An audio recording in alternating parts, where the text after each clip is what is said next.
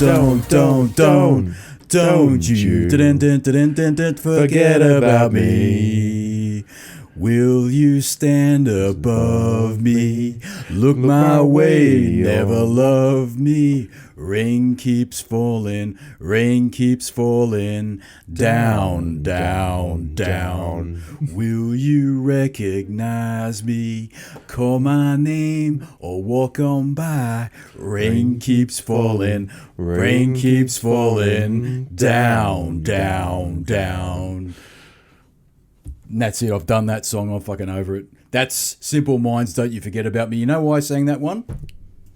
Because our very special guest this week is Dunc. We've just thrown alliteration out the window. Now, I'll introduce this bullshit podcast and we'll get into why I sang that song. This is Invert the Why. Captain's log, state out log 12.1.5.9, and the USS Invert the Why is orbiting another planet, a retronym of bullshit. And I'm joined by Jason Relaxation as always. And just as I said, we've got Dunc here. And the reason why I sang Simple Minds Don't You Forget About Me is because that was part of the soundtrack from The Breakfast Club, released in 1985. And that was a movie about high school. And Dunc and I, we went to high school together. Certainly did. See the fucking link now, you ingrates, you fucks. There you go. And you can also confirm the existence of one Pedro, because we went to school with Pedro. Does he exist, Dunc, or not? Look, I remember you having a imaginary friend for probably longer than a grown man should have an imaginary friend. Yeah, I had voices in my head for a long time, but the medication fixed that. No, I do remember Pedro. Shout out to Pedro. Shout out to Pedro. He's a suppressive personality. Yeah, I've heard. Yeah, that's right. Dunc, thanks for coming in, no man. Worries. Really, it's been ages since I've seen you too, so it's great been to a long time. catch up. Yeah. Got a couple of things to talk about. We'll get right into it, because you raised it as we were up there just before. Yeah. One of the things that you got, there's two things I want to talk to you about on this particular podcast. Mm-hmm. The one thing, and there are two things that you got me into back in the 90s, maybe the late 80s or 90s when we were at school. Mm-hmm. One of them is Red Dwarf. Oh, Boys from the Dwarf. Boys from the Dwarf, right? Which was a show, it aired, in the late 80s to the early 90s? What's the history with it? 88, I think. 88, yeah. There's about 12 seasons of it now. They're still going, I believe. But okay, so what, they were in season 12 or season 13? Season 12, maybe. I think 12's out. I think they may still be working on future ones, but it went really bad in the middle. When really it was like not worth watching for a couple of seasons, and then got back on form towards like 11 and 12. But yeah, because I stopped watching it when they introduced. Oh, so did I. Kristen Kabowski. Yeah. Everyone did. Yeah, everyone did. Why is that? Is that because they got American writers in or something? No, that's what I heard. Rimmer didn't want to be there for a while. The actor? Chris Barry. Like, he didn't want to be there after a while. He wanted to go off and do other things, and I think he did a few things like British Empire. Yeah, so did Lister, right? He did a lot. Yeah, he did a lot of other stuff, but Chris Barry, I think in particular, was done. He was done. And I think they did a season when he didn't want to be there, and then they did a couple of seasons without him, and they just didn't work. But how could you do it without him, though? They brought Kachansky in. Yeah, I know that, but it's like one of the most pivotal characters in the entire show. What we should do is go back a step. For those that haven't If you haven't seen Red Dwarf, you may as well switch off now. Yeah. No. Let's go. Well, let's refresh people's memories as what Red Dwarf is, right? Yeah. Correct me if I'm wrong. You're way more into it than I ever was, but I really like the show. Yeah. It was a show that was aired on, at least here on the ABC primarily, from what I remember. Even though it's on Foxtel now. Is it? Yes, they play it on the Comedy Channel. Pretty sure it's on Stan. It's got a massive cult following. Yeah. But it started in the late 80s. Yeah. Ran to what, today. Did the book come first? Maybe there were a couple of books that the first sort of seasons, because it was Grant Naylor, wasn't it? Grant Naylor, it was two. It's Grant, someone Grant and something Naylor. I can't remember. They were the two creators. Yeah. And the premise of the show. Now you might have to help me out with this, because this is going off my ever decaying fucking brain that's in a jar somewhere. There's basically it's set in the future. Yeah. They're on a mining spaceship called the Red Dwarf. That's right. And the main character is called Lister. But you got to remember how he got there, right? Yeah. So before that, wasn't it that he kind of weaseled his way into this job? Yeah. Because he was chasing Christine. Yeah. And he was the So- only. alright. They went into hyperspace, hypersleep. Duncan, you explain it. Yeah, I'll do a quick summary. So he was a sort of orphaned, lazy, Curry eating. ne'er-do-well from Manchester, I believe. He's Vindaloo, right? Was it Manchester or Liverpool? It's Manchester. Manchester, I think. He got drunk and ended up on a mining ship. And he was supposed to be there for a set number of years, right before his duty was done, essentially.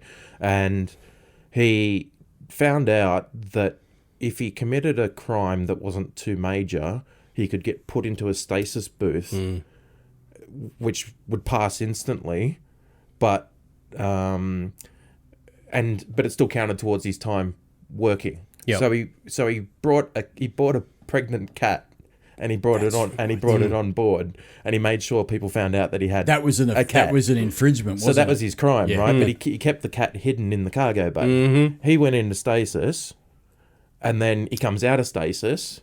But it was way longer. It was like 3 million years later. Because during that time while he's in stasis, there's an accident on Red Dwarf. That's right. Yeah, basically. What happens to Red Dwarf at the reactor? There was blows a reactor leak, and everybody died. The only place that was safe was the cargo hold, where there was a pregnant cat. So that turned into a whole race of Cats. cat people. That's right. Who then got into a religious war over their god, who was Lister. That's right. Who they called Cloister. That's right, Cloister. And they got into a religious war over what colour the hat should be, and most of them died. So only the very old and the very stupid sort of remained on the ship. That's right.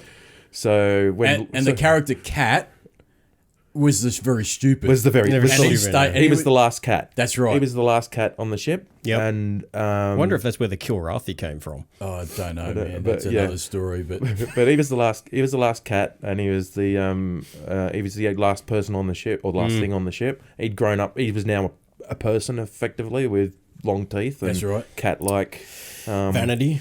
Yeah, vanity. Yeah, that's right, he had to the vanity. extreme. Yeah. And so Lister came out, and the ship's computer, Holly, was the artificial intelligence. She was so funny. well, that was a he back in the it early was days. initially a he, Yeah. and Holly's he's going, oh, where is everyone? It's like, everybody's dead, Dave. What? Everybody? Yes, Dave. Everybody's dead. Well, what about Kachansky? Yes, Dave. Everybody's dead. Like That's right. he's going. He's tasting all this powder, and then he works out, that could be. Oh, that's right. It's all the dust. That could be Peterson. That's right. It's Peterson was his mate, wasn't it? So so anyway, to cut a long story short, so he's the last human alive. Cat's the last cat alive. The ship's computer generates a hologram. Yeah, a hologram, Which is Rimmer. Yeah, because he wants to keep him sane. So Holly thinks it's a good idea. He's the most pretentious, cowardly, and they fucking hate each other. They hate each other's guts. That's right. But I think the computer calculated that was the person he'd spoken to the most on the ships. Yep. On the whole ship. And that was his companion to keep him sane. Yeah. But it was the wrong companion for him. Yeah, it was very much so. And hilarity ensued. But I remember the first time I saw that.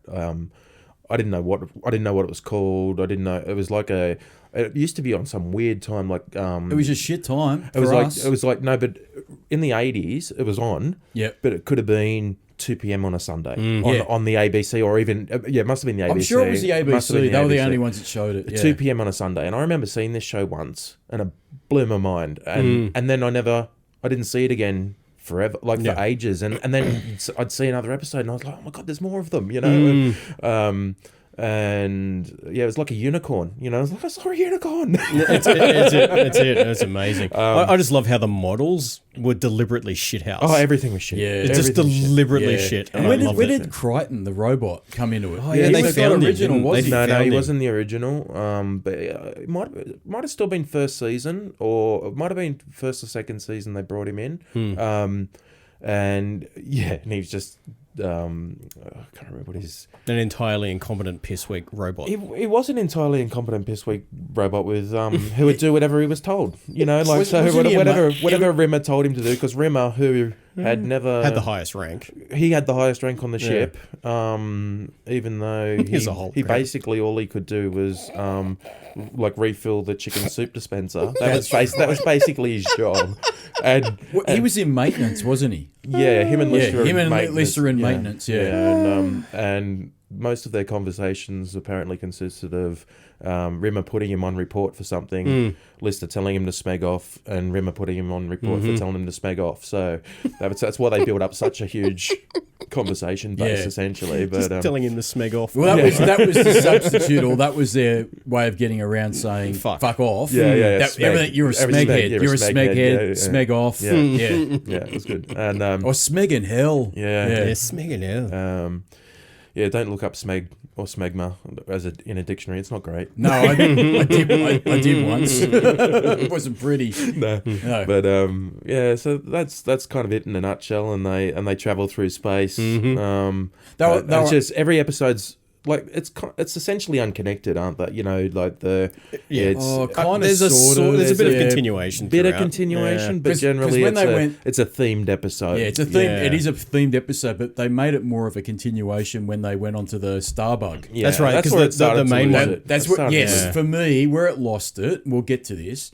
Where it lost it for me was when they went on the Starbug for a season or two, and the Red Dwarf was not in existence. No, when Red Dwarf wasn't there. That's when it sucked. What was the reason they left? I can't remember. They lost it.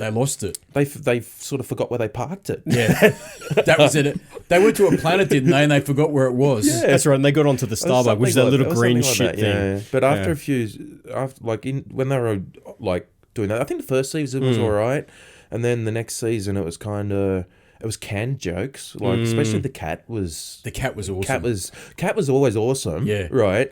But the cat was starting to do canned humor, you know, and they were starting to lose it a bit. It just got too easy. It was just repetitive. Yeah. Well, actually, predictable. The cat wasn't really. When they went on the Starbug, he wasn't like one of the main. He was a main character, but he was getting less material. I thought, because Rimmer was the star of the show, Rimmer and Lister, and I really like the cat. So that kind of put my nose out of joint a bit because I was like, no, I really like the cat's vanity. He carried a mirror everywhere he went, and he'd walk down the corridor and say, "How am I looking?" Yeah, how am I looking? Pull out his mirror and he'd go around the corner and say, "I wonder how I'm looking now." Yeah, it's true.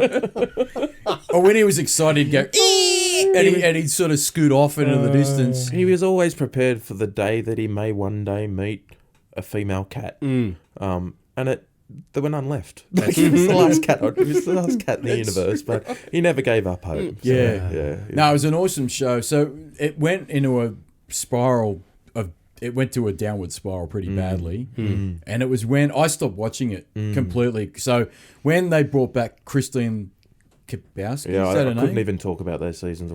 I don't know what was the story. Was it? I'm sure that behind the scenes American writers got involved in it. I'm sure they tried to do an American. They tried to do an American one, and I think they did a pilot, and it didn't go anywhere. Sucked. Yeah. And then they brought, which was Lister's love interest. And it was horrible. Love interest. The original love interest. And apparently, my mate Astro Dave. we try and get him on the show. He told me yesterday that when they sort of brought when Kachansky left, she kind of just left, and it wasn't until 3 episodes later that people basically said, "Oh, she's missing." Well, no, people were sort of saying, "Well, tell us what happened to Kachansky," you know, and they made some weak story that she'd gone off to pursue a life somewhere else or something like that. So to remind me here, how did she get back into it? Did they? Because what was it? She was in stasis or something, was she? Or no, she was dead. Or did they go back in time? I honestly don't know. Like those seasons, because it made no sense. Those seasons, I'd lost a lot of interest in that. Much like even considering how dedicated fans were to Red Dwarf. Yep. Like it's amazing how almost all of them just don't have much of a recollection of those seasons. I couldn't tell you how she got back into it because when she did, it sucked. Because most fans just gave up. And wasn't there a pretty large gap between one of the old season and then they brought her back? There was a bit of a gap, and so it wasn't like the next year. You know how most TV show seasons run next to each other? Yeah, well, look, I thought there was a gap. Well, they've been running since '88, Yeah. and there's 12 seasons. So there's been a So gap. there's been gaps. Yeah. You know, so I think they've come. I think there's been a gap since those seasons. Yep. They've now come back and done 11 and 12, like in the last. I'm not sure. Which how makes they're done. sense. And you're telling me the new stuff's not bad from what Oh, you're it's hearing. good. Yeah, it's good. Yeah. I can't. God, they must be a bit older now. 11. Oh, yeah, they would be. Yeah, yeah. Look, I can't remember a lot from it. I watched them a couple of years ago, and I didn't watch them probably to the same extent I watched them as a kid. You know, as a kid, I had VHS, cassettes, worn. You know, We had Beta. Yeah. That's how bad it was in our household. yeah. I know. So I just remember the books very well because I remember The reading books were funny. Far The out. books were very funny, funny. yeah. So if you didn't get a chance to watch the TV show, the books Get to were pick up the book. Oh, It's yeah. hilarious. Yeah. Yeah. You had. What was your favorite episode? Polymorph. Polymorph. Yeah, What was pretty yours? good. Maybe, probably a toss up. Maybe either Mr. Flibble. Oh, that was a good one. I can't remember what it was called. The one with Mr. Flibble was awesome. That was Mr. Flip was very angry. Yeah, Mr. Flibble. And That's when Rimmer got a virus or something. he got a computer That's virus. right. Yeah, and he came back. They'd done something. They pissed him off a bit, and he got a virus, and he came back to the ship, and he locked him in. But- I think it's called quarantine. Quarantine, that's it, quarantine. He locked him in quarantine, That's and right. Because Lister was the only registered crew member, it was a single room, right? So he locked Crichton, Rimmer, and Crichton, Lister, and Cat in quarantine, but he only treated them like a single crew member. You know, that's right. Didn't he dress up as Red Riding Hood? He had, Oh he yeah, had ponytails or something. It was something insane. He was Like, wearing a dress. It was insane. He was wearing a dress. He was gradually getting more insane as That's as the virus came in, and he was wearing like this plaid dress or something, and next thing you know, he's got a He had a sock puppet. It was a penguin sock puppet. It that he was was. talking to called Mr. Flibble. That's right, Mr. Flibble. And he's going, And he was talking to us. What's that, Mr. Flibble? "What's this?" Oh, we can't. I don't think we can do says, that, Mr. Flibble. He's like, "What should we do, Mr. Flibble?" "Oh, we couldn't possibly do that.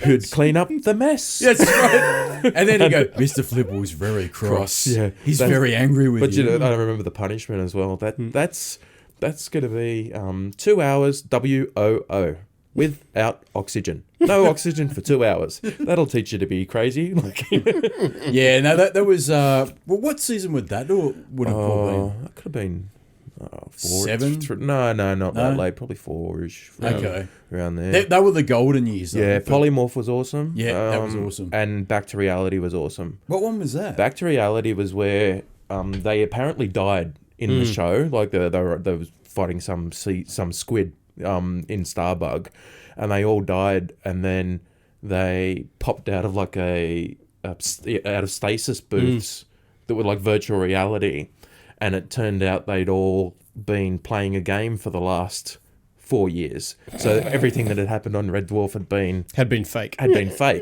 I don't remember this. they'd been playing characters, right? Oh, it was an awesome episode, and the thing is, it was the final episode of the season, right? And everyone's watching it, going, Now what? "Is this real? Like, has it all been a thing?" And all the characters were. So like Lister was easygoing, peace, like he was like, and he found out he was in charge of like the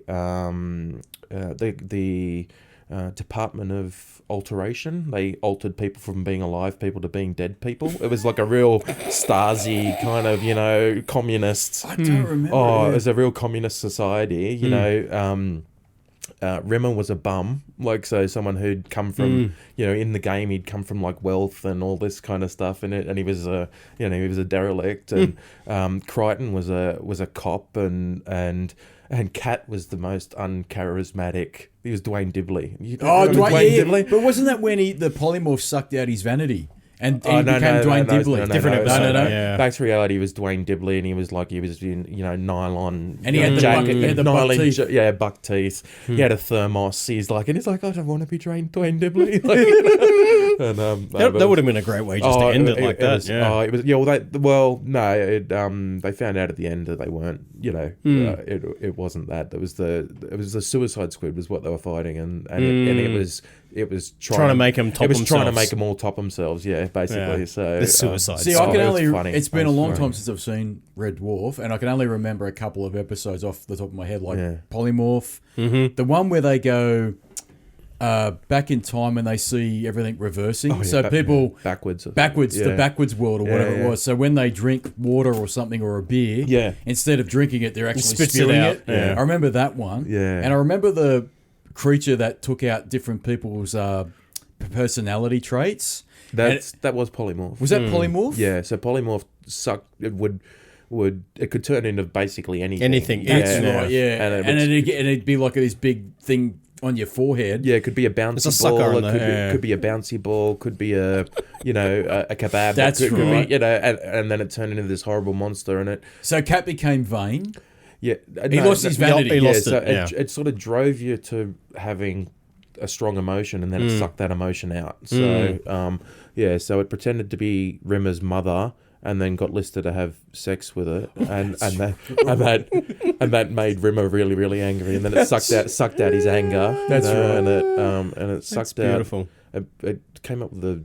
Is that where Rimmer was wearing? He became a hippie and he's wearing a t-shirt. Give Keisha a chance. Yeah, Was that episode? yeah, and he's like, and he's That's a shirt I what want. was it? And he came up with they needed a name because they wanted a leaflet campaign to get rid of this monster. That's right. And he said, but first we need to work out a name, and it was like the Committee for the Liberation and Integration of Terrifying Organisms and their Rehabilitation into Society. That's right. The only drawback was the acronym was clitoris. That's right. Do you know what's funny? That episode would just not make sense these days because that's kind of what. That's kind of like how the world's it's gone. become. Everyone's eating smashed avocados, and basically that's what people do now. Yeah, and Crichton lost his guilt.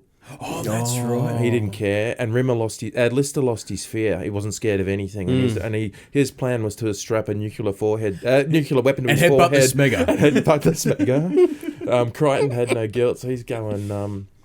What did he say? Essentially, I say we send Lister down there as a thing, and while it's busy eating him to death, we sneak up and get it unawares. And Lister's like, that's the best plan yet. But anyway, so that was good. Lots of good episodes. So you're saying it's come back on form? Yeah, back on. So form. how do you watch it now? Where is it? Do you know? I don't know. I watched it because I only see. I watched it through some. I could have sworn I saw it on. I see Stan. reruns on Foxtel, like on comedy. Yeah, It might even be the I don't UK have it. channel. I've only really got Netflix, but it's not on it's there. not on Netflix, No. no. I watched it on Kodi, like some streaming kind of service or something. Okay, yeah. But I don't think that's available anymore. So yeah, I don't know where you'd see it. You might have to. Yeah, Red Dwarf on Stan. fuck. Season 12. There we go. Yeah. So it's only on Stan, is it? It's on Stan. I knew I saw it the other day. I don't want to subscribe to more bullshit. Nah, you me know, like- neither. Tell you what, No, Lister I've got looks enough. like shit, doesn't he? Have you seen a recent pic I of him? don't think he started looking that great. Yeah, No, but now he looks really bad. He looks really bad. Didn't the guy who plays Lister in real life get into some kind of trouble? Wasn't he in smackhead? Wasn't he in jail or some don't bullshit? know. There was something about him. There might have been. I don't know. Yeah, like when they basically wrapped up the show. Yeah, that would He explain the got charged with some kind of abuse. He was or in something. Coronation Street for a long, long time. Was I he? think it was Coronation Street. Did he have the same accent, or is that a put-on accent? I'm not sure. Yeah. I'm not sure. Like I've The never, dreadlocks killed I loved the show, but I've never been one of those real fanboys that like knows all the background and the history and all that kind of stuff in anything. I've never been a collector or anything. You know, The opposite of me. Opposite of As you. you're looking at my Robotech dolls. I've said nothing. No, you've been on your best behaviour. Hey, there's no judgment here. Well, let me tell you a little story. See that one there, the blonde one? The brunette one, Lisa Hayes. Oh yeah. This one here. Oh yeah. All right. Yeah. That's one Pedro played with her hair. That's no bullshit. Look, I can't confirm that, but like, there is a Pedro. I know he did like Robotech to a large He was extent. massive in a Robotech. Yeah, I hadn't heard the hair brushing story, but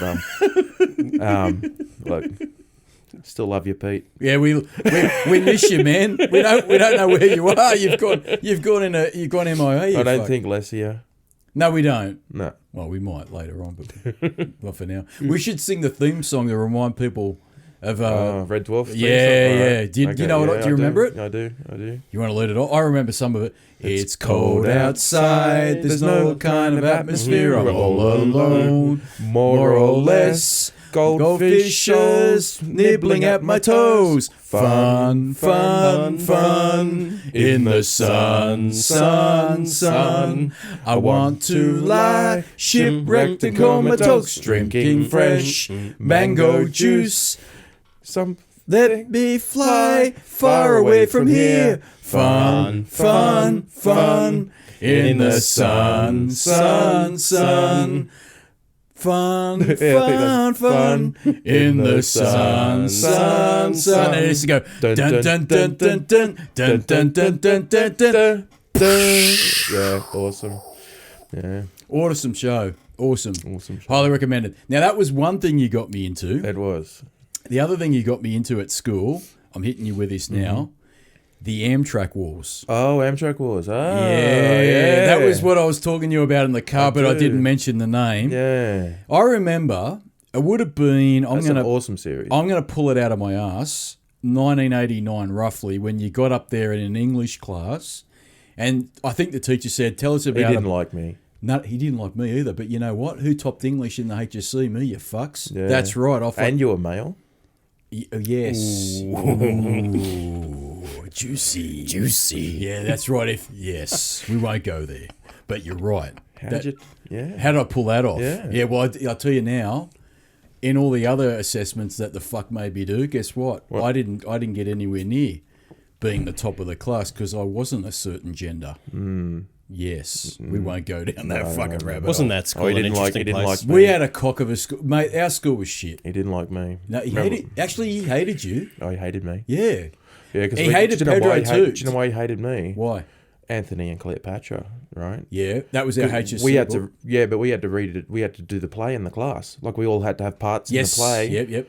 And we all had to pick a part with a name. Yep. And we had to play that part. And every week he'd say to me, "When's your part?" And I said, "Oh, it's coming. It's coming. It's coming." probably 8 weeks in, it called my name. Now it should have really just been guard number 1, but he actually had a name. And I stepped up and did my line. I was like, "Yes, my lord," and sat back down. Well, he used to get angry. And he was not happy. He reassigned, like he took someone who had a major role, and he switched him and gave him to me. As the teacher, would he not have known that? Shouldn't he have known the book? He should have. I gave him the name. I gave him the name, and he should have known I had 3 words. Yeah. You know, I did it enthusiastically, right? You know, you put your heart and soul into that part. I did prepare. Do you remember he made us go on a field trip, and we actually saw Antony and Cleopatra? Oh, Jesus! At a theatre in the city, and Marcus Graham was playing as Antony. I think I'm pulling that out of my ass. He probably didn't invite me. No, I don't think you fucking did. Because we did. Pedro and I went. Yeah, and some of the other kids from school. Yeah. Actually, that's right. You never went. No, I don't think I went. But we went there because he says, "Oh, you guys should go see the play performance of it because it's running in the city." Because that was our HSC. Major Shakespeare novel. Actually, we got fucked in the HSC. We got that, Antony and Cleopatra. Then we got Jane Austen's Persuasion. And then we got Patrick White, A Fringe of Leaves. Okay, that was horrific. Oh, fuck me, Dad. How bad was that? Does it make you feel so much more prepared for the workforce? Oh, yeah. That really helped me in the world, didn't it? Fringe of Leaves? A Fringe of Leaves, that fucking helped me. That really, I went very far away in life with that bullshit under my belt. No. But one thing that happened in English class, you got up, because he said to us, "I want you guys to tell us about a book or novel that you've been reading and tell us what it's all about." And you got up there and told us the story about the Amtrak Wars. Yeah. And I remember after you explained it, I thought, fuck, that sounds cool. And I asked you about, what is it? Is that an Isaac Asimov book? No. Patrick Tilley was the author, right? Yeah. And it was 6 books in total. And it came out in the early 80s. Originally. You know, I said I'm not a collector. Yeah. I seem to have one item from that series, which is a big picture book. I've got that book. That's actually worth something. Is it? Yeah. How much? Do you know? Don't know, but it's actually a collectible. I'll tell you now, it was very hard to find. Yeah. I remember this. It was the illustrated graphic novel or I've got whatever it. it was called, and it showed the different pictures of the characters. Yep. It showed the wagon train. Clearwater. Oh, Clearwater's hot. Man. We should explain what Amtrak Wars Sure. is. Let's go through it, Yeah. right? You, again, help me out here. So Based in the year 2990. I don't. You might remember. Like It was based in 2994 Yeah. originally. So it's near the year 3000. So not real racially, sort of correct, I guess, or politically correct. Not by today's No, standards. not by today's standards. But essentially, there'd been a nuclear war, which I don't recall all the details of. And, They reckon in the book that it was around 2015. Yeah. And there was a nuclear holocaust. Yeah. And the book's basically set only in America. Yeah. And from what they know in the US anyway, the survivors in the year 2991 or whatever it is, as far as they're aware, they're the only survivors. Well, that's the only part of the world. Well, not really, because it was all the American military. Of course, they had bunkers and everything. They remained underground and they continued to excavate and grow. They were called the Federation. They were the Federation, and they essentially Had all the became technology. strong underground. And then they were looking to push up onto The surface. to recapture the surface because they thought the levels were acceptable kind of thing. Yeah, to so start we returning. should go back a step. There's a Yeah. lot of radiation. Yeah. So the radiations cause the environment to change, and all the trees and leaves and grass is orange. Yeah. And the survivors of the military that were in the military silos where the Yeah. nuclear warheads were or whatever, they went down underground to Yeah. survive from the radiation. Yeah. And that their ancestors, or their survivors and their ancestors, their children, and generations after, they built the Federation. So they built these military Yeah. bases all throughout the southern states of America. Yeah. And they would connect it via fast rail tubes, and they had all the technology. Well, they had the technology, right? Yeah. But above ground, the survivors of the Holocaust were called mutants. And they typically had like bone deformations on their foreheads, and Yeah. they weren't like proper, mutant kind of things. They had minor mutations and things like that. Like There was different levels. There mainly was bone deformation Yeah. and stuff. But they didn't sort of say they came from American Indians, and they probably didn't. but they're not. But they sort of returned to that culture. Yes. So it was very much around like American Indian Tribal culture. Yeah. And then they were pushing back up to try and recapture the overland, essentially. So the mutes, from my understanding of reading the books, they were just basically the survivors of the Holocaust that weren't in the military. They didn't go underground. No. And so they were just survivors. they're just average Joes, Correct. average Yeah. people that were survived the Holocaust Yeah. in some way, but the radiation over time caused major deformations of their skin and their bones, Yeah. and they were heavily physically different. Yeah. And so the Federation decided that they wanted to recapture the overground, Yeah. and to do that, they'd wipe out the mutes. Yeah. So they're at war with the mutes. It was And, cowboys versus Indians, And, basically. the mutes had crossbows? They had very Crossbows primitive and weapons. spears. Yeah. Crossbows and spears, I think, was the main thing. Yep. And they did have some magic. Well, that was what was Limited interesting. magic. Yeah. So but the I don't think the books- Federation knew a lot about the No. magic. So Yeah. in the very first book, towards the end, they've got the mutes basically show that they've got some different levels of magic. There's wordsmiths that remember the history. Yeah, they tell all the Yeah. the lore, yeah. And then there's other mutes called super straights, which Yeah. Clearwater was one, and she was And fucking Cadillac. hot. And Cadillac was the other one, right? Yeah. And He wasn't hot. he wasn't hot. Clearwater. Fuck. Yeah. Anyway, She might have been animated, but oof. she might have been animated, but she was hot.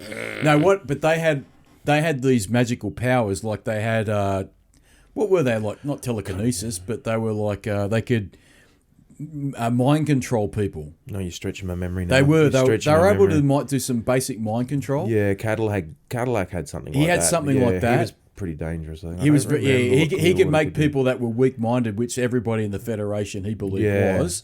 He could control their minds and make them do things they weren't aware of doing.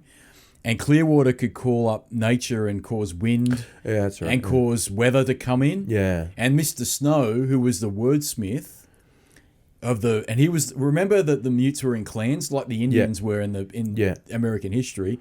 So they were the MCAWs, McCaws or whatever they were. Yeah. And Mr. Snow was the leader of this tribe, and he was a wordsmith, and he remembered the history. He was a pretty cool dude as well. He was a cool motherfucker.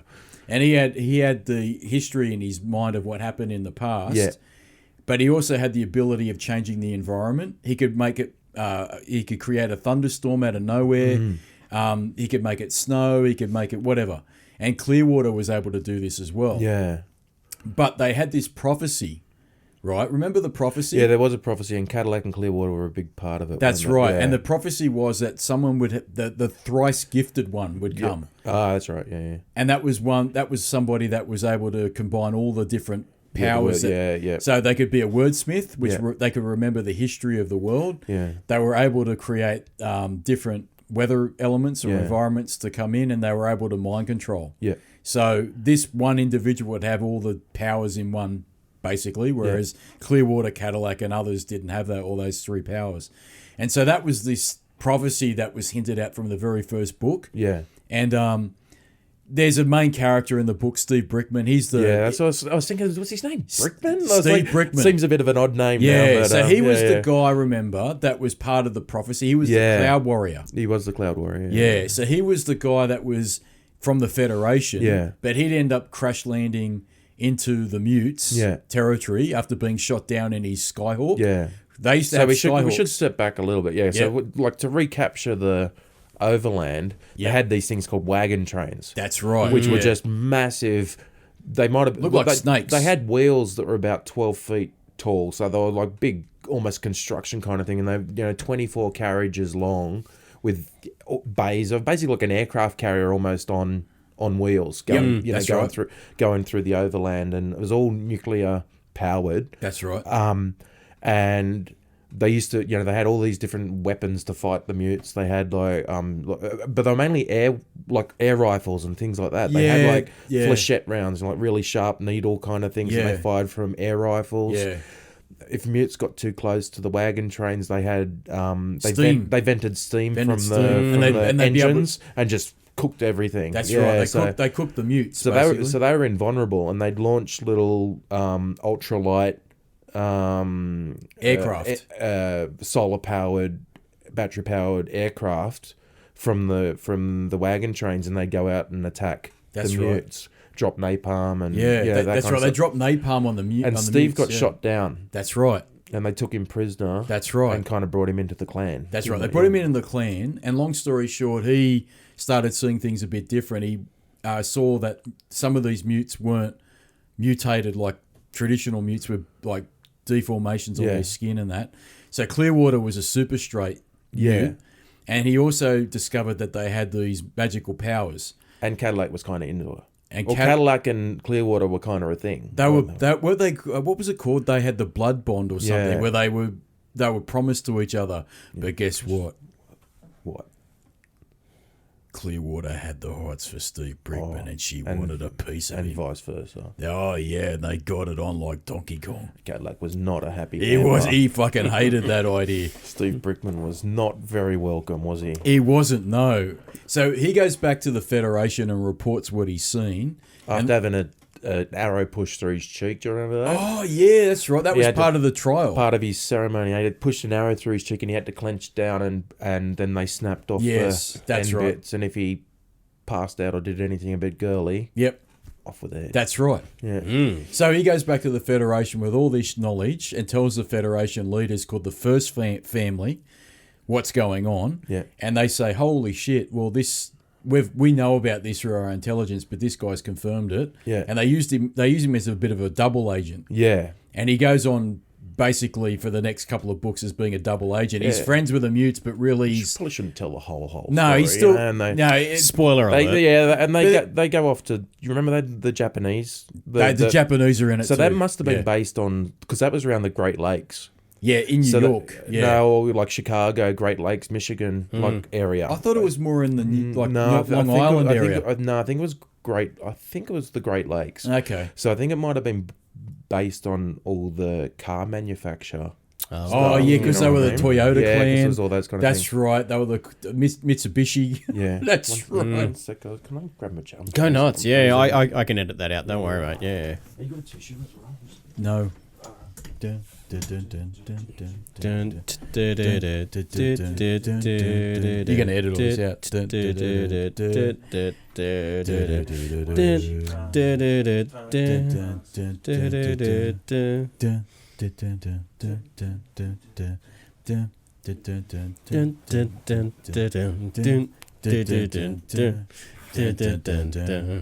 I might not edit it out. It's kind of funny. The girl from where is that? That's the elevator music. That's the from Blues well, Brothers. I just don't. It's like the girl from. It is, but I just remember it when being. she passes, everyone she passes. I just remember it being Can't elevator remember the music. song. Yeah. Okay, technical problem fixed. And action. Okay. Yeah, so it's an interesting book. Yeah, it was good. It was good. But the ending, I won't spoil the ending. No. But there was only 6 books. A lot of intrigue. A lot of intrigue. Yeah. A lot of intrigue. Now, So our grandfather would have loved it then. He loved the intrigue. My dad loved it. My dad got me into it. Yeah, he bought me the books. did he? Yeah. Because you got me into the books. Yeah. And what I don't know if you know this, but there's rumours that a lot of people were not happy with the ending of the 6th book or the end of the book or series as we currently know it. And I don't know, but there was a lot of suggestion that Patrick Tilley at one point was considering continuing the saga on, but through a different set of characters to try and appease fans that were not happy with how it ended. Because there would have been a lot of fans. It was a big seat. It was a big thing back then. It was there huge. was a lot of people. It was reading huge. Yeah. And that's what was rumored to have been happening in the works, but that kind of died off in the early 2000s. And the other thing, I don't know if you know this, was that the Amtrak Wars was at one point being considered as being a TV show. Oh, okay. And then it became not so much a TV show, an animated series. Yeah. Right? And so it's in limbo land as to where it's going to end up. But you can easily Google this, but there was suggestion that the Amtrak Wars was going to end up as a TV show on something like Netflix. Yeah. It'd be cool. And I can actually see that. Yeah. That would be fucking awesome. Or even an anime would be pretty cool. I'd like the TV show. Yeah. I'd want the TV show. See, the books got gradually more politically... Like it was more about political intrigue as the books went on. Yeah. Especially when he went to like the Japanese, like the Great Lakes, to that kind of culture. Yeah. And came back. Like the books were much more political. And I think at that time, I was of an age of not really understanding that as well. Do you know what I mean? Like so I got more out of the read first few books. Yeah. Than, I mean, I'm not saying that the other books weren't good. I just got more out of at that age, got more out of the first books, I think. Well, for me, I mean, we were reading them in the early 90s, so we were like, I don't know, 15, 16, 17. So pretty young when we were reading them, and they were pretty detailed for someone. I mean, these are adult books, make no mistake about it. No. But I was personally disappointed with how it ended. Yeah. And so I remember when we got book 6, it was in the very early 90s, book 6 came out. And I remember we both got it pretty quickly when it first got... Oh, yeah. And you were saying... Dimmicks would have been... Dimmicks. It was good old Dimmicks. And I remember you got it first and said, it's out. Because this is before the days of the internet, really. Yeah. And I'm like, oh, bullshit, is it? And you're like, yeah, it's out, man. It's called Earth Thunder. Right? I'm like, okay, cool. I've had a couple of Earth Thunder moments. I was gonna say. Yeah. But... Fuck off, Google. Oh, I'm going to have to enhance that. That's unreal. Congrats. No, but I was disappointed. I was disappointed with the ending. Yeah. Personally. Yeah. Right? That's not how I wanted it to end. Is it bad that I don't even completely remember the ending? I could tell you, but I'll tell you off air. Do it offline. For those people that are now going to rush out to Dimmicks to try to mate, I reckon it's one of the best sci-fi books I've ever read. Really good, yeah. I think it's funny that we're willing to absolutely spoil the fuck out of Game of Thrones, but we can't. You know what? Fuck it, let's spoil it. All right, tell me what happened. Let's put spoiler alerts on it. Spoiler alert. Hashtag spoiler alert. Hashtag spoiler alert. Well, Steve Brickman gets killed. Great, thanks, Dan. I could have reread that. Yeah, fuck you, man. You're not going to. Let's be honest. No, he goes. Not now. He basically gets caught up in the whole "I'm friends with the mutes, but I'm not. I'm a double agent." Yeah. So one minute he's a double agent because he hasn't. Because it was a bit of a conspiracy that they kind of were keeping the people underground when they could have really gone back up above ground. Wasn't there? There was a bit of that going on. There's a bit of that going on, but what it really was that the first family who were the. There's a lot of connection with the founding fathers of America and the cowboys and the Indians, right? And so the first family were like the founding fathers of the Federation, right? What are you laughing at, your phone? I just remembered something. What? It was, didn't Steve have a sister? Roz? Yes, Roz. And so Cadillac's like, steal my girlfriend?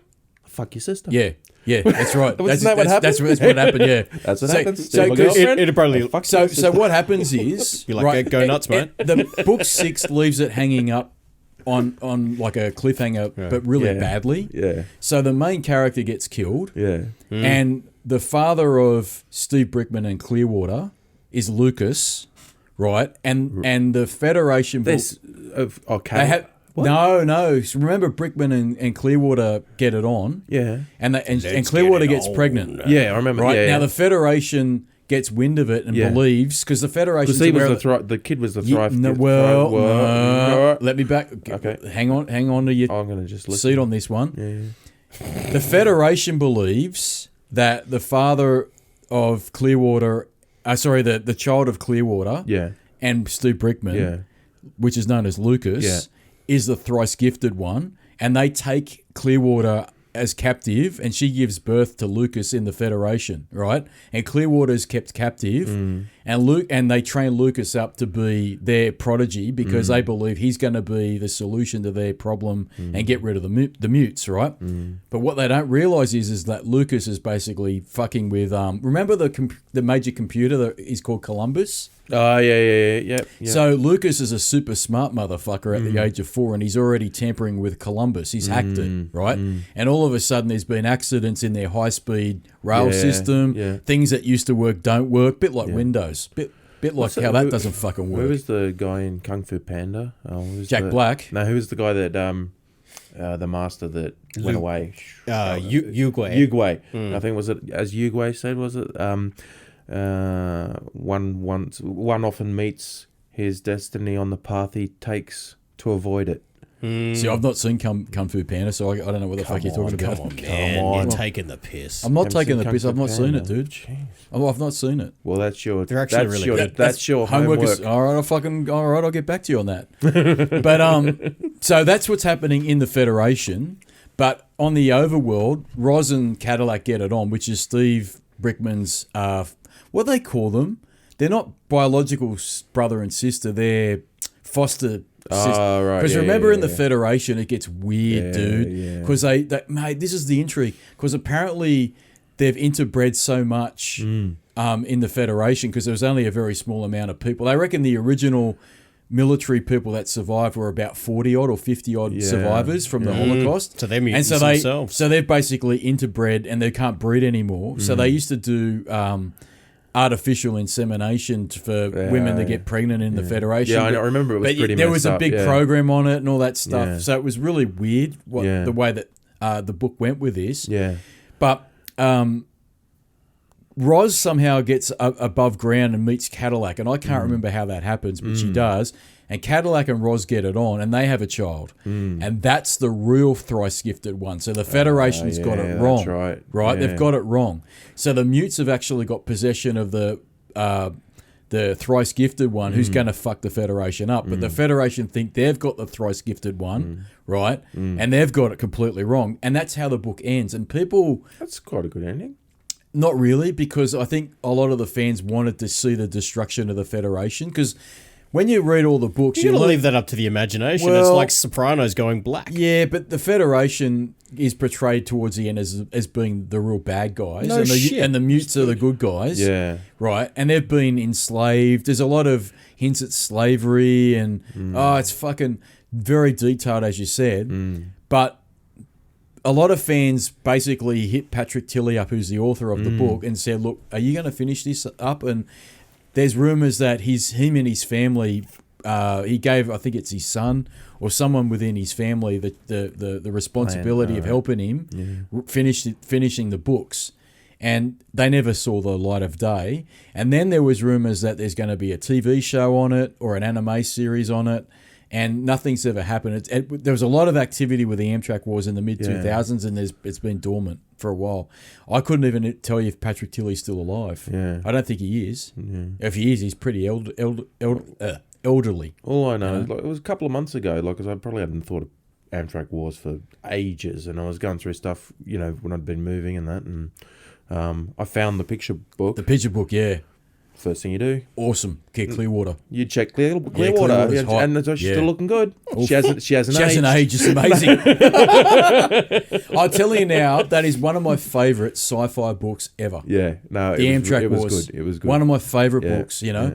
And I've read that. My dad gave that to me, and even my sister read it. Oh, yeah. Yeah. Oh, man, awesome books. Yeah. I'd say I've read that series of books at least 3 times. Yeah. And every time you read it, you pick up a bit more and more about it. Yeah.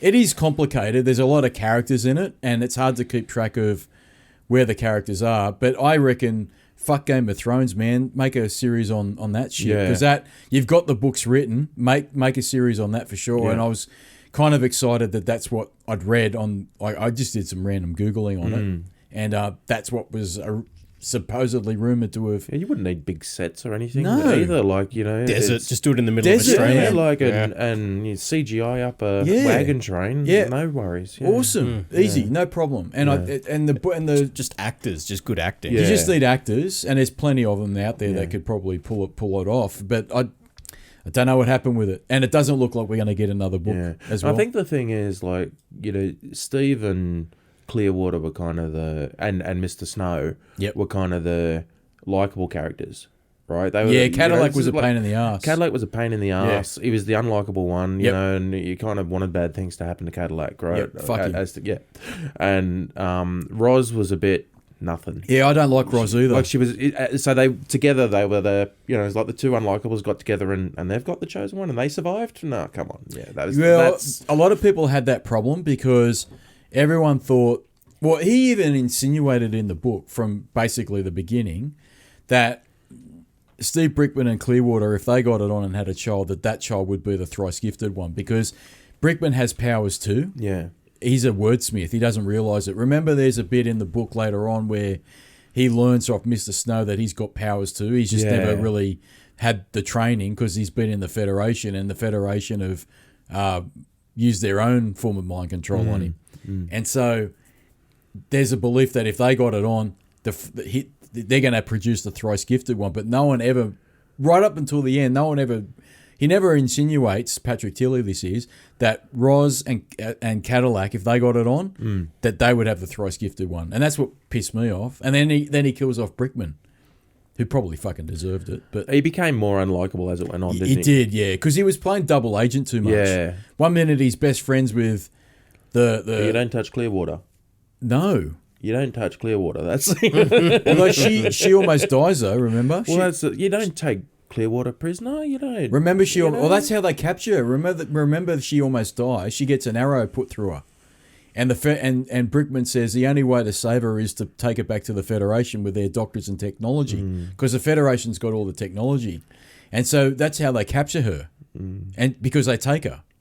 And then Cadillac wants to try and rescue her, and he's like, "Well, no, you can't rescue. How can you rescue her?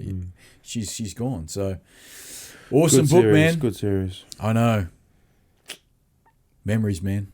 Well, that to me, it's my favorite. Was there any other sci-fi? That must have been a very long English presentation. No, he got up there. No. I'm good at condensing things, dude. He fucking solved it.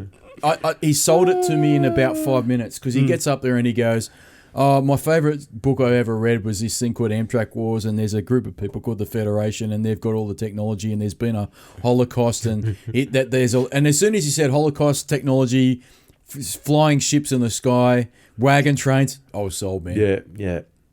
It was a good. It was. How much do you know? Do you know how much the illustrated novel's worth now? Someone told me. I was talking to a guy recently, and about Amtrak Wars, and he said he thought it was like 300, 400. Fuck. Mine's in good nick. Mine's immaculate. Well, mine's in good nick mainly because I don't. It's just sat there. Yeah, you're same. right. You know, He's got one page. He's got one page that's sticky. Yeah, one page is sticky. Oh, she's having a bath. You know what the picture is? She's having a bath, right? And is Brickman in the bath? No, she's on her own. That's in the scene where he first sees her. Can you bring it up? Is it? Can you? These internet's really shit down here. Let's see if we can try. My keyboard's fucked. It's the first scene where he sees her in the lake and she's washing, and she actually washes off the paint. Remember, she paints herself? Right, because they paint themselves to look more mutated than they are. And then he realizes that she's got a normal body, and not only that, it was not normal. It wasn't normal, man. It's absolutely insane. Fucking insane.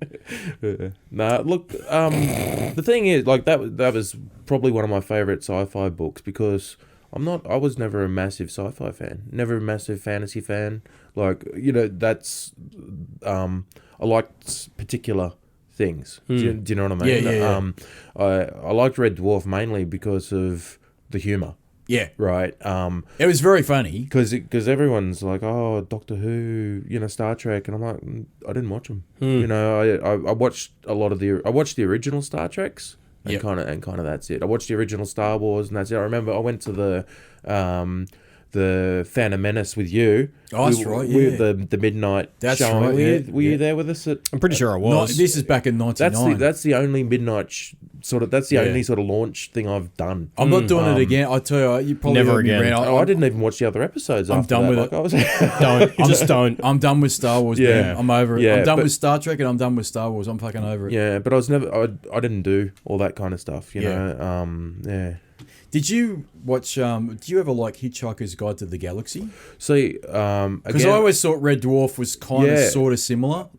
I never. Not when I was young. Like I've seen it. I've seen the movies. I love that style of humor. Yes, that's what I thought you'd ask. I have watched the movies and that kind of stuff. But yeah, it's not in my youth. No. Because I did. Yeah. That's what was surprising to me, because I did watch, again, that was on the ABC as well. And I did watch the original Hitchhiker's Guide to the Galaxy. And then when I started watching Red Dwarf after you were really promoting it, I went, this is very similar. It's not the same, but it's similar humour to Hitchhikers. Well, someone told me, I can't remember who told me the other day, with Red Dwarf, it was a series that nearly didn't get made. Right, and Hitchhikers, because of the success of Hitchhikers, someone went back and said, "Oh, hang on, we've got this series that's similar that someone was pushing, and is similar, and that's kind of why." So Hitchhikers is a big reason why Red Dwarf got made. So it was actually compared to it at one stage then. Yeah, I think so. Yeah, so I think that's what I heard. All right. Well, I mean, I'm glad that it's kind of back in a really good way. I mean, I'm surprised it's still being made. Look, even if it's not still being made, I'm glad they at least made a couple of seasons afterwards. It's horrible. Like to just end on even if they end on a bit of a high, that's worth it. It's got to be just better when than it's ending on how it was. Yeah. Oh, it was terrible when because look, like I said, I'm pretty sure there was a big gap between what the original series was, and then they brought back the Kristen about what was her name, Kristen Kachansky storyline, and that's when I went, oh man, what are you doing? You would have been better off just leaving it. This is horrible. It's not even funny. It wasn't even funny. You know, the stories were not good. Yeah, and the actual humor was really bad. Yeah. You know. Yeah. And I was like, this is terrible, god awful. But I'm glad it's back. Amtrak Wars, memories. Yeah, we'll have to have a Red Dwarf party, Dan. What's a Red Dwarf party? I don't know. I just made that up. I'm thinking, what is an it? ideas man. You are an ideas man. No, we'll sit down and watch a couple of the best episodes. Oh yeah, like a marathon. Yeah, but I don't even have it on. Is it available on a DVD or Blu-ray or something? That's got to be. Don't know. I haven't seen it. It's got to be on some streaming source. Yeah, but I'm not paying $10. This is my point with this modern day of bullshit. Like every, they want you to pay $10. You pay $100 a month for your fucking Foxtel. Yeah, but I did my Red Tube. Yeah, I got that. What's it? Red Tube. Call it? What do they call it? It's Google Red, Premium now, I think. YouTube Red. YouTube Red Tube. No, it's called Google YouTube Premium. I think it's called now. It used to be Red. It used to be YouTube that's a Red. subscription. YouTube. Yeah, $10 a month. So I did my trial on that to watch the first season of Cobra Kai. Oh, here it is. how good is it? Like it was like it's not like awesome, but it was good. Like it was definitely worth a watch. And there was one other show. There was one other thing on there. There was one season. I can't remember what it was called. It was a kid's name. And he was this. Oh shit! I can't. Well, it'd be funny if I knew what it was called. But trust me, it's funny. No. But I watched that, and I watched this other. So I watched Cobra Kai. I watched this other show. And then I was like, there is literally nothing else on here worth watching. And it's only you don't get ads during this is why I'm not paying $14 That's it. to not watch ads. That's it. And so look, you're paying people to put ads on, Yep. and then you're paying other people to not see them. Yeah. But other people are paying you to not see them. But this is what it comes down to. It's like, I was talking about it on another podcast, I think with Sassy Sahini, shout out to her. It's about Star Trek Picard. Looks like that'll only be on Amazon Prime. I'm not paying $10 a month just for one TV show because I'm not interested in all this other bullshit content. And it doesn't look like it's that great anyway, in my opinion. Like, who knows what it'll be like. Did you watch yourself some Trailer Park Boys? No, I haven't yet, man. No, you hit me up with it, but I haven't watched anything. That'll be right up your alley. You're like one of the characters. You are like one of the characters in there. Oh, really? Yeah, a little bit. I'll let you work out. Because have you seen... I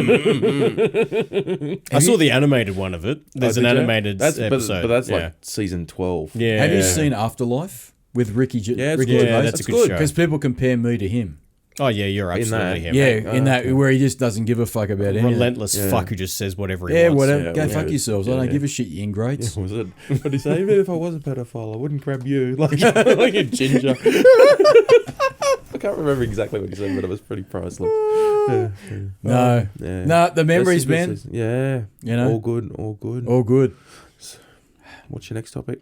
Well, I was going to talk to you. How long are we recording? We should talk about our old school and the what's happened to that. When was the last time you've been there? Chernobyl, dude. Chernobyl. Oh, man. I drove past it this morning. Is it still? Yeah. No, it's looks like they're building. I don't know. It might be. I think it's a retirement village. Yeah, well, you know what? Let's put the retirees on top of a nuclear waste. That dump. doesn't really matter, does it? You're gonna go anyway.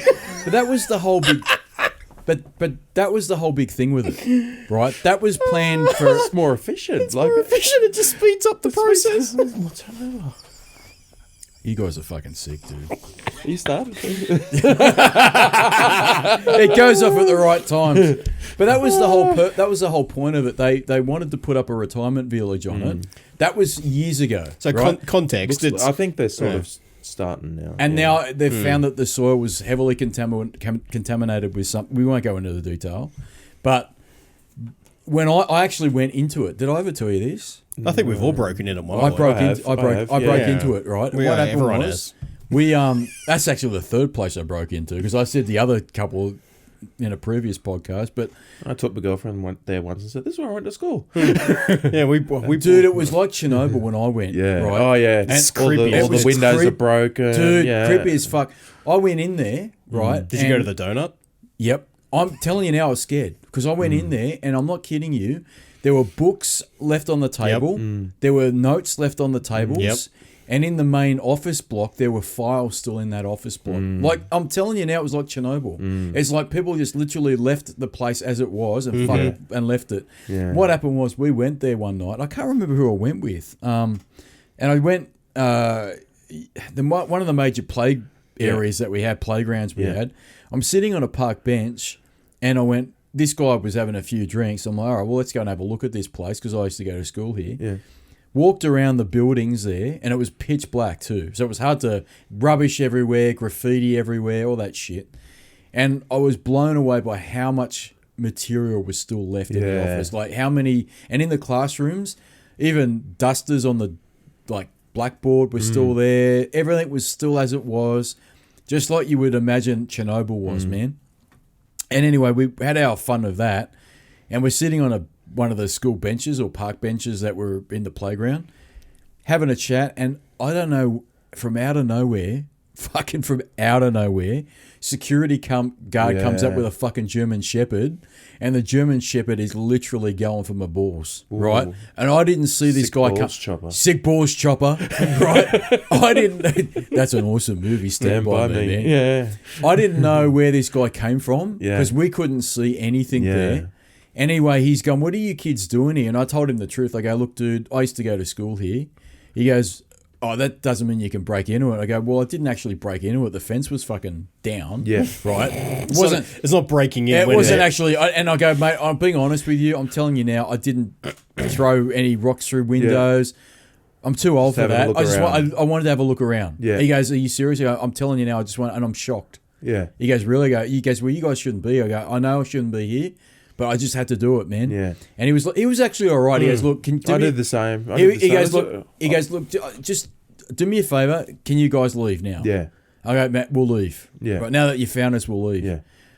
But it's fucking freaky shit, Yeah, man. I know. Other similar topic, was your man Neil was here? Shout out to Nuke and Neil. Yeah. Now, he said he did his recording in a bunker near Camden Airport. Mm-hmm. Yeah. We used to play there as a kid. We rode our bikes out and we found that bunker, and it was like all overgrown. There were cots, like with just the springs and everything. It was just full of detritus and stuff, and we thought it's the coolest thing ever. What was it though? It was a bunker, like in an air raid bunker. An air raid bunker. Yeah. Mm-hmm. Yeah. Fuck. Yeah, and we used to play there as kids. What? Just pissing about there? Yeah, rode our bikes out there, piss about.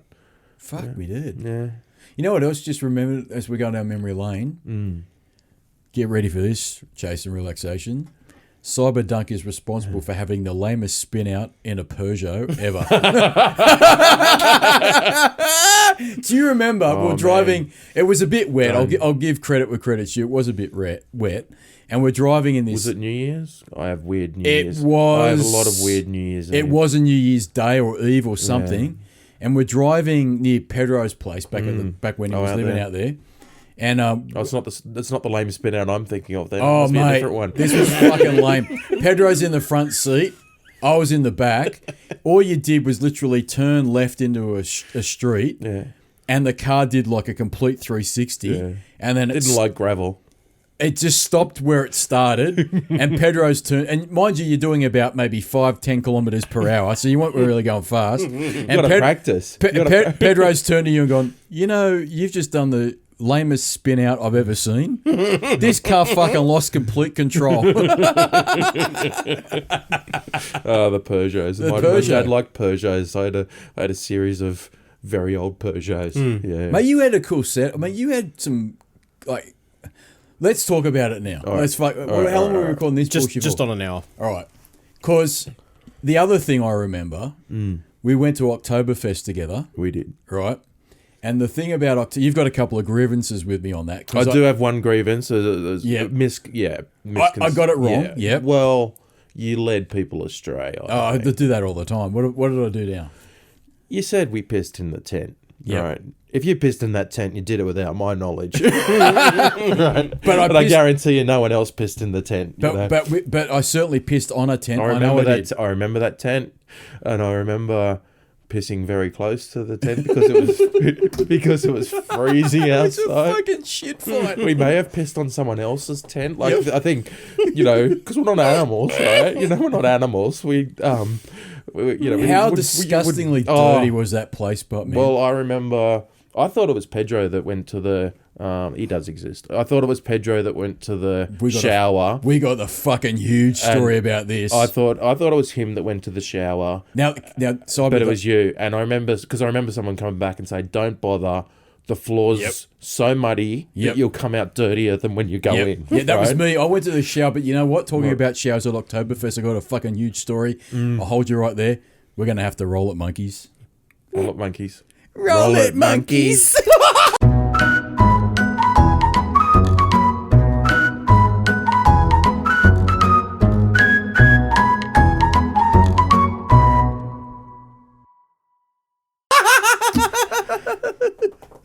So, yes, you're right. At Oktoberfest, we stayed in a tent city, right? And it was covered in mud, wasn't it? Oh, it was horrible. Right. This goes back to 2001, Well, right? and like I dare say it was more horrible for me than for you, right? Because I had a nice cushy job in America. Yes. And I flew over to Oktoberfest Yes. to meet you That's right. and yep. Pedro, Yep. Because we've been backpacking for a while. who around were here. on the Kentucky tour. Oh, we've been backpacking You were pretty as well. filthy when I met you, right? You Oh, had yeah. you had backpacks full of dirty clothes. Yeah, like we were fucked. you were rough, Yeah, right? we were rough as guts, yeah. And I wasn't. Yeah, you were clean. And you then- know what? You to us, You landed into shit. I'll tell you what, at this point, Dunc was a suave motherfucker, right? Because he had a setup that we'll get to in a minute. No, I had a good setup. But you're right. We'd been backpacking, I'd say, for about 2 months at this point, maybe 2.5 months, when we said to you, we'll meet you at Oktoberfest. And we'd somehow organised where we were going to stay, which was this tent city. It was And bad.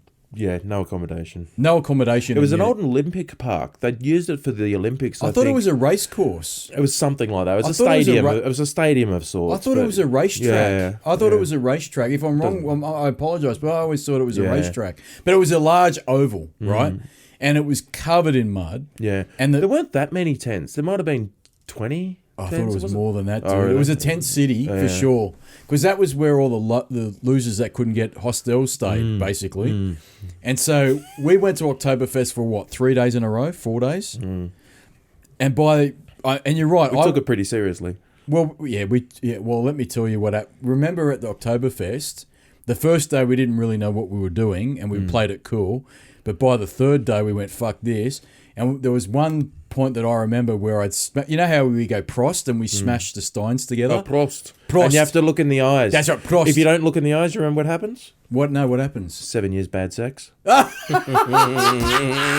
Which is better than 7 years no sex. That's what I fucking reckon. I'd take it, right? So you gotta look in the eyes when you cheers. Well, you know what? I broke my glass. Do you remember that? And I was no. drinking with a shattered glass. Yeah. But the other fucking cool moment that I had was that I was talking to these German girls and they were snorting snuff. Remember that? Oh, were they? Yeah. And Colombian marching powder. I don't know what it was, but I snorted it. Colombian marching powder. Yeah. But I snorted it too and I got a nosebleed. Do you remember that? And so I had blood. I had blood all over my face and all down my front of my t-shirt, and I looked so uncool. Do you remember how fucking lame I looked? There's a few things I remember. I remember like we first met up in the main square. Yep. You got to bear in mind, like this was. I remember when we met because it must have been like 22nd of September, right? It was late September. That's when Oktoberfest sort of starts, It's and then not- it goes, yeah. and then it goes through to the like first week or so of October. Yeah. But it's in So this September was when we met. 11 days after September 11th, Yes. right? Yes. And I was near New York in America, so I was there when it all happened, and it was a mess, right? Like when we left, it was, it was Security, army at the airport. yeah. Like Yeah, we guns, got- yeah. and Oktoberfest had been they threatened it. That's right. Again, That's right, yes. because it's been blown up before. And then they threatened it again. And- so when we went to Oktoberfest, it was pretty quiet. Yes, the crowd numbers were well by down. Oktoberfest stands, which for us was awesome because even though it was busy enough that it was good fun, but it was quiet enough that you could get in any tent wherever you wanted to go. Yep. No lines, no nothing. You could get in the tents, and then it was awesome. But we went in the main square and we were sitting having a chat. And I remember Because we haven't seen you for ages at this point, like we're years. just catching up. Yeah. And I turned you and I pointed and said, unattended bag.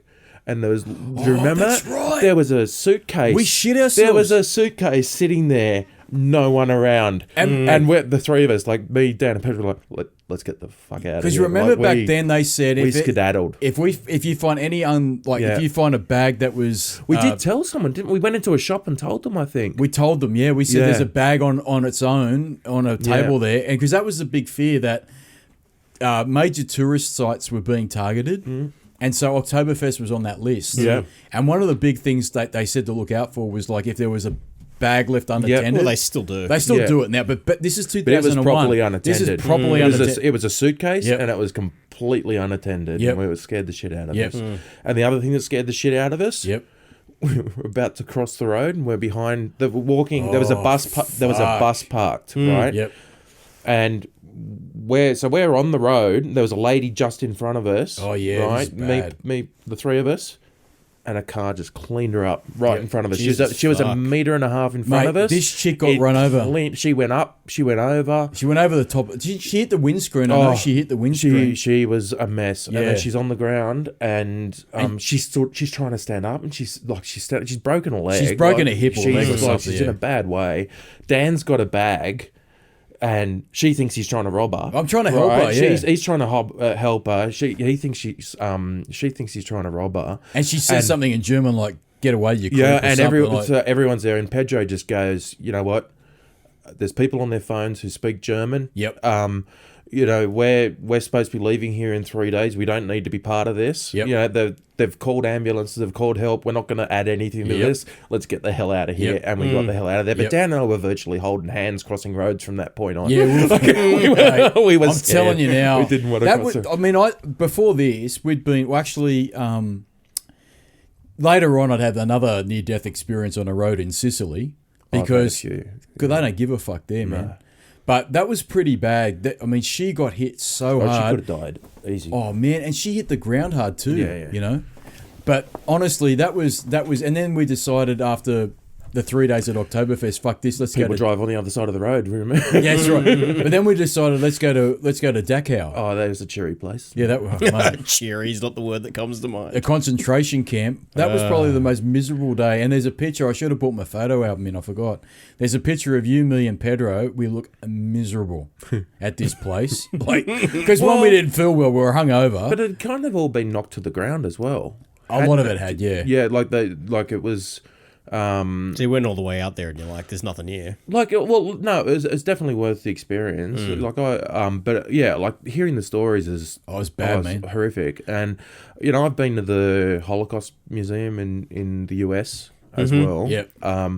But it didn't kind of hit me until years later. I was going out with a German girl for a long time, and was that the one that wanted you to buy a pony? No, I didn't go out with her. Oh, there was one. There was. Okay, we'll get to that. We'll get back to We'll this is a short tangent. Yeah. So I went out with this German girl for a long time. She was like from East Germany. She lived in this little village, and we'd go there for Christmas and stuff, and we were always looking for stuff to do. A couple of kilometers from her house, there was a tourist attraction. It was a cave. Well, this was a cave where they'd taken Jewish people in. They'd built aircraft parts and all this kind of stuff, and they lived, and they were telling me just the most squalid conditions for them while they worked for the Germans. And then when they heard the Americans and the Russians were coming, they took them all out. They put them in a barn. They locked the barn and they burned it to the ground. Right, Jesus, fuck. It hit me then because it was so close to just where she lived. Do you know what I mean? It hit me that this happened everywhere. Yeah. This wasn't just Yeah. Dachau. Yeah, This yeah. wasn't, it was, these kind of little atrocities were just everywhere. And it wasn't, and she told me it wasn't just Jewish people or whatever. It was kids who had disabilities. Yeah. That's Oh yeah. No, it's bad shit. But I don't think there's ever going to be a day when it's like, well, the Nazis weren't that bad. I don't think that day's ever going to come, No. That's unforgivable shit. And that was probably a really the most sobering experience I had through Europe. But Oktoberfest was just a complete fucking club. Oh, it was fun. It was fun. But here's the story, the real ram. Jesus, right? 15-minute segue into it, yeah. This is the real ram. So after being doused in mud, I tried to have a shower. It was the worst shower I'd ever had. Got more dirty trying it. Yeah. We decided that we were leaving Munich and we were going our own separate ways because you were going back to the US or something. We were going to meet you in the US. Yeah, you're going to come stay at my place for a bit. In a month's time. But we were leaving Munich and leaving the Oktoberfest, but we were fucking disgustingly dirty and we stunk. And here's the fucking ram. I'll tell you now. I've got one other story from Oktoberfest as well. All right, well, park it, as they say in the corporate world. Go fuck yourself, corporate world. Go fuck yourself. Put a pin in it. Well, you run this one up the flagpole. We'll see if anyone salutes, Dan. You ready for this one? Yeah. So we go to a train station Because I think Pedro and I are going. I know where we're going. I know. Yeah, I and you'll remember. back me up. You know you'll back me up because it fucking happened. What happened was That saved my life. This was. Yeah, I'm telling you now. This is a true fucking story. You'll piss yourself when you hear this. Jason, relaxation. Pedro and I were going our separate ways. We were going to Barcelona. Yeah. Right. We had an overnight train booked for Barcelona. Yeah. And Dunc was going back to the US, right? And we said, we'll see you later. But we get to a train station there and we go, oh, fuck, there's a shower complex here. And the shower complex was called McLean's. Mr. Clean. It was called McLean. That was Mr. Clean. Was it? Mr. But you know yeah, what you know what the catch line was? What? Europe's cleanest showers. Not Right. after you finish. Now. 9 Deutschmarks. 9 Deutschmark, about $10. But you had to pay Right. to use the toilets. Nine for a full shower. So Cyber Dunc and I go, fuck it, we're paying it. And we go in there and we say to Pedro, are you going to have a shower? He goes, no, I'm not paying $10. And we said, what do you mean you stink? He fucking stunk, right? And we said, I'll pay $15. I don't care. I'm going to pay it, right? So Cyber Dunc and I, we go off. How good was that shower? The best shower I've ever had in my life, dude. The best. Better than my own shower. Big white, No. like honestly, big white fluffy towels. Oh. This was obviously set up. Like, there was all kinds of characters there, but it was set up so the businessmen would be happy using it. Yeah. right? Yeah. You know, it was. Oh, it was worth every penny. Oh, and then some, right? The only thing was that they had someone randomly come around and knock on the door going, Time's up, up. right? And that was the only little... Chuck more money You over chuck there. more, yeah, that's right. That's right. That's what we did. They said, oh, you can stay in the shower longer if you give us some more money. So you'd be in the fucking shower looking for your wallet. You go, all right, here you go. Here's another 10 Deutschmarks. But we had a shower for maybe 20 minutes. And what did Pedro? There's a German term for what Pedro did. What? Bleib stinky. What's that mean? Well, my girlfriend used to say, "You having a shower this morning? You're going to bleib stinky. Are you going to remain smelly?" Let me tell you, Pedro had his arm. He had his arms crossed, and he goes, he wasn't. No. I'm not paying 10 Deutschmarks or $10 to go and have a shower. You can go get fucked. I said, but Pedro, you don't get it. You stink. You're beyond. He hadn't showered for 5 fucking days. Let me Jesus tell you. I'll tell you the story, right? Because what had happened was, even before we met you at Munich for the Octoberfest, that little fuck had not showered before that point. I'm telling you now. That's why I was so scared when I turned up. Oh, he stunk. Yeah. And then we slept in fucking mud, right? And we did all that shit. We drank, got pissed, all the rest of it. Went to Dachau, all that bullshit. Now, I'll give little credit where credit's due. It wasn't hot, so it wasn't like you were sweating. But I'm telling you now, you had alcohol sweat. Yeah. You did. You stunk, right? Yeah. And all he needed to do was pay $10 to get rid of it, but he didn't do it. He wouldn't. You know what he fucking did? He sat next to me on that train to fucking Barcelona, and he stunk. I'm telling you now, he was so ripe. It was bullshit, mate. I have not done farts. It's basically fermenting. I've done kombucha farts that are fucking fermenting in my bowel for a couple of days that smell better than Pedro did. Yeah. Pedro was the worst thing I've ever fucking smelt, and he said it was because he wouldn't pay 10 Deutschmarks, $10. You know how much money that prick's got? He's got fucking That place heaps of money. saved my life, Dan. What's that? Mr. Clean saved my It life. saved my life too, Mr. Clean saved my fucking life too, because I felt so good coming out of that shower, man. How I good did it remember feel? this is the first, the first time I remember waking up in the tent and Dan's in a mid rant. Like I woke up, he's just mid rant about how miserable he is, and he just wouldn't stop. He says, "I'm cold, and I'm wet, and I smell, and Dachau was boring, and it was atrocious, and I'm drunk, and I've got no money, and I left my job, I got no money, and the showers are horrible." He's like, he just wouldn't stop. He just would not. Welcome stop. to my world, Dunc. I hadn't seen that before. Dark side. I thought he was broken. I see it weekly. I'd broken at that point. I was lying in fucking mud, right? I was cold, right? But it didn't get any better for me. Well, actually, it did for a brief moment because I had that shower and all my worries went away. And then you sat next to Pedro until fucking I smelt Pedro, and I knew I'd had another 10-hour trip with that fuck. He stunk. I've never smelled it. Even my fucking garbage on garbage days smelt better than Pedro does. Oh, this did happen. Fucking thank you, Cyberdunk. That's why you're awesome being here to confirm the bullshit. And then you know what? Pedro will get here one day and he go, lies. Yeah, but he can't now. He fucked himself because you know why? He had the you know what? He had the chance to be here. Cyberdunk, I fucking invited that little prick so many times on this podcast. I know. Right? I know. And you know what? You beat him to it, and you know what? You can say that little fuck did that shit, and he can't. And now if he sits in that chair like the Cheshire Cat and says to me lies, that suppressive fucking personality that he is, you've just proved that I'm not going to comment on anything else. But that was true, though. That did shock me. Fucking oath it did. And there was one other story on Octoberfest. Bring it on. What was the other story?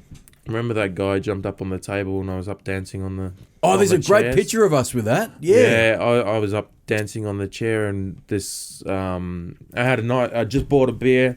No, I'd had 6 by now. So I'd had 6 litres. Yep, right? that's a decent we amount. drank a lot, we had man. a bit, right? So I had 6 litres. I had my 7th in front of me. And this guy came. We're having a wow of a time. And he came, he jumped up, and he knocked over my beer. He knocked over about 3 beers. But I was about the only one who noticed, right? And I was like, you knocked over my beer. And he goes... Oh, yeah. And he goes, no, you didn't need it, right? What? I said, well, yeah, well, maybe I didn't need it, but I wanted it. No, I paid for it. And... anyway, he was just being a real dick. He was a German guy. Or he's been an absolute dick. That's right. And we're going backwards and forwards. And like, Cause I got my back up. Yeah, right? And we've never seen you like this before. I'm not a fighter, right? No, I'm a you're lover, not a fighter. Yes, and right. But I had my back up, and I look down. I see Pedro. He's eyeing me, you know, and we can't say what Peter. No, we can't Pedro, say what he Pedro, did. No, can't say, can't say what he did. But I thought, right, he's got my back. You know, you guys would have been doing kung fu at this time. Yeah, we were. Yeah. So I thought, anyway, but I could see him sitting there watching the whole scene, right? And I'm not backing down. This guy's not getting down. It's getting ludicrous, right? Neither of us are just backing down, but neither of us are getting progressing anywhere, right? So now we're negotiating. He's not going to buy me a beer. He's got a beer. He didn't spill his own. He spilled everyone else's, right? So now we're down to at least let me have some of yours, right? So he finally relented and let me have some of his beer, and I downed it. That's right. I remember this now. So I down as a leader, I downed the whole thing, and I just went boom, put the glass on the table, and he fucked off. And we left that, and then they pretty much, it was lights up, everyone out. Right after that, because they do, it doesn't go. Yeah, they do shut it down. Right? They yeah, shut they it do. down. They do. And we all got kicked out, and I left like a freaking champion. Right, I was on an absolute high. Until Nothing could touch me until this moment. Then I slipped and fell in a fountain. That's right. Because I'll go back a step on this one, right? Right. Because we hadn't seen you for ages, right? When we get to Octoberfest, right? And then I went right under. Mate, I'll tell you what happened. You look like a beast. Yeah. Right? Was that where you had your head was clippered? It was pretty short. Mate, and we go, fuck, because Pedro and I go, mate, Cyberdunk's changed, man. He's got and there's a picture I've got of you as like a bouncer. Yeah. You got this mean face. We've never seen it before. Then you start fighting with the German. We're like, what's going on here? And you know what? We thought, the US brought out you know the what? best This guy's changed. The US has hardened him, mate. He's got. I was hanging out with an ex-paratrooper from Glasgow. What, in the US? Yeah, and I was hanging out in an Irish pub with an ex-paratrooper from Glasgow, and this guy, he had this thing which I like to call the 1, 2, 3 fuck it, right? which was when there was something he wanted to do, but he wasn't sure if he should do it. His head would go like this, tilt from left to right, and go, fuck it. And then he'd do it. So he'd see 10 girls over there, and he wanted to talk to them. And fuck it. And he'd go, yeah. Yeah, because we're like, Duggan's changed, man. Oh, yeah. And then when you fell in the fountain, Pedro and I go, no, he hasn't. No, I fell in the fountain. I picked myself up. I was soaking wet, and we're on the train going back to our miserable accommodation. It's cold. Bad, yeah. I was really unhappy at this point. Pedro and Retro Dan decide to tell everybody on the train, right, a lot of whom were going back to the same place we were, the story. Everyone knows I fell in the fountain. Everyone's laughing at me. It was this massive joke, right? They were just making me more and more miserable. And then the gods, the gods had thrown me in the fountain, right, after my victory. They'd thrown me in the fountain, but then they had one more ace up their sleeve because we had a kilometre to walk when we got off the train. Yeah, that's right. And the heavens opened. And pissed down. Absolutely That's pissed down. right. And I'm going, I'm already wet. I'm already wet. And then I was at this point where I've gone, fuck Germany, I'm over it. I fucking hate this place. And then it was the next day, do we have to go back to the Octoberfest again? I'm sick of beer. I was so miserable. We had enough.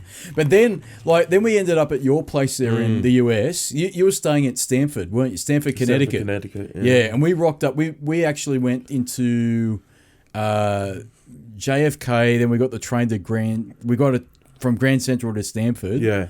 And then we rocked up to your place, and you were living at large, man. You had this really cool apartment, right?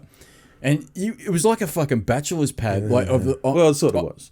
It was cool. Except there were people living there from time to time. Yeah, okay. But, okay, we'll tell you about that German girl would not leave. Okay, so Cyberdunk had a taste for the au pairs, right?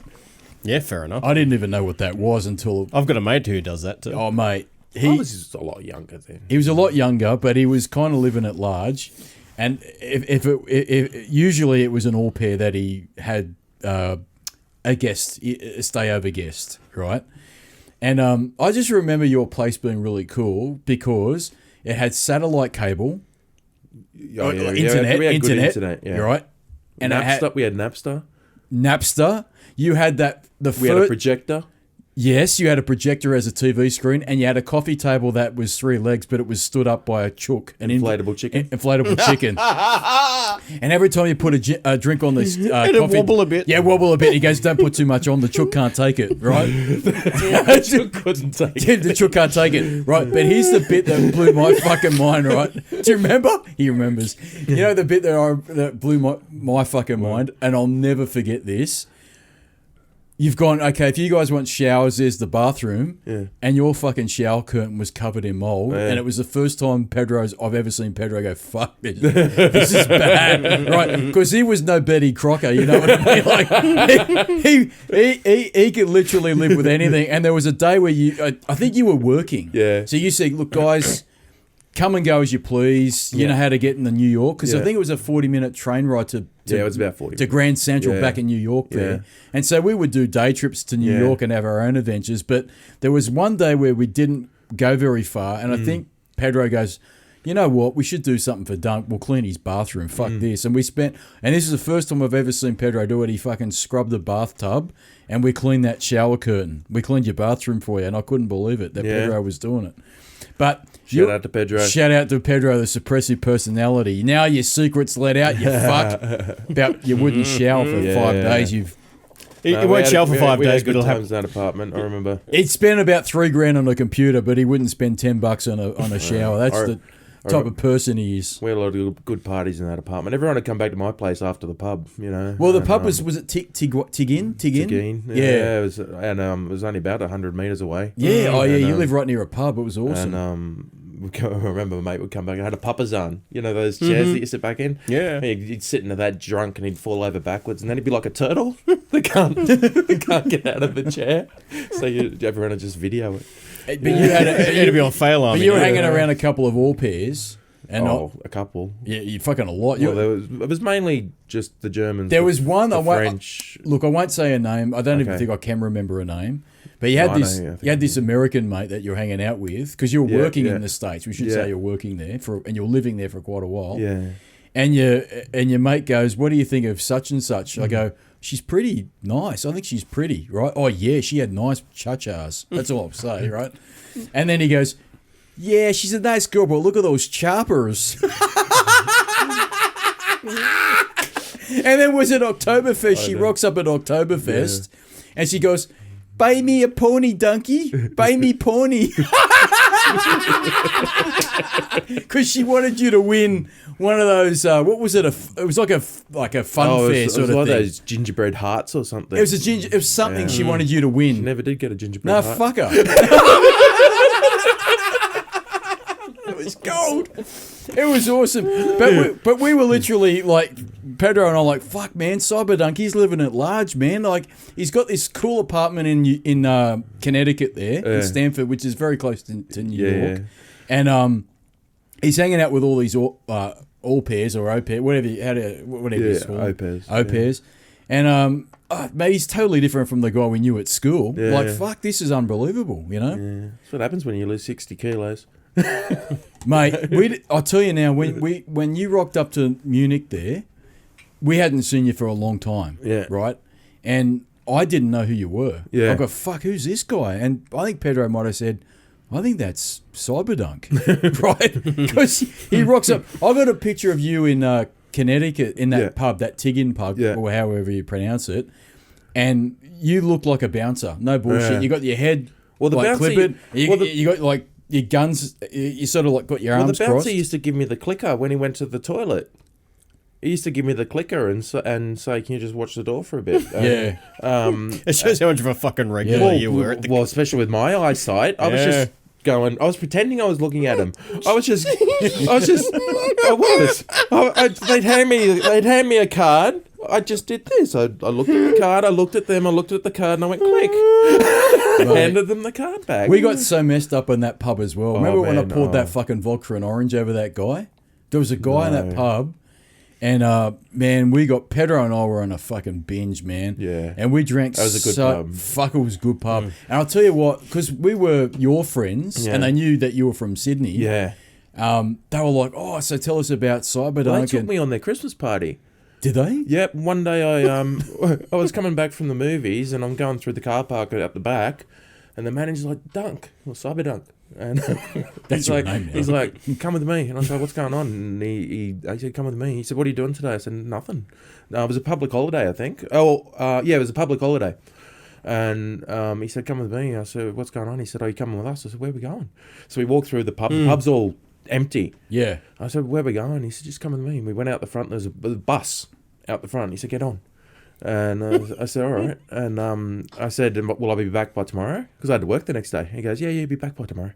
And so I got on the bus. He drove us from Connecticut to Philadelphia. Like everyone from the pub who worked in the pub was on the bus.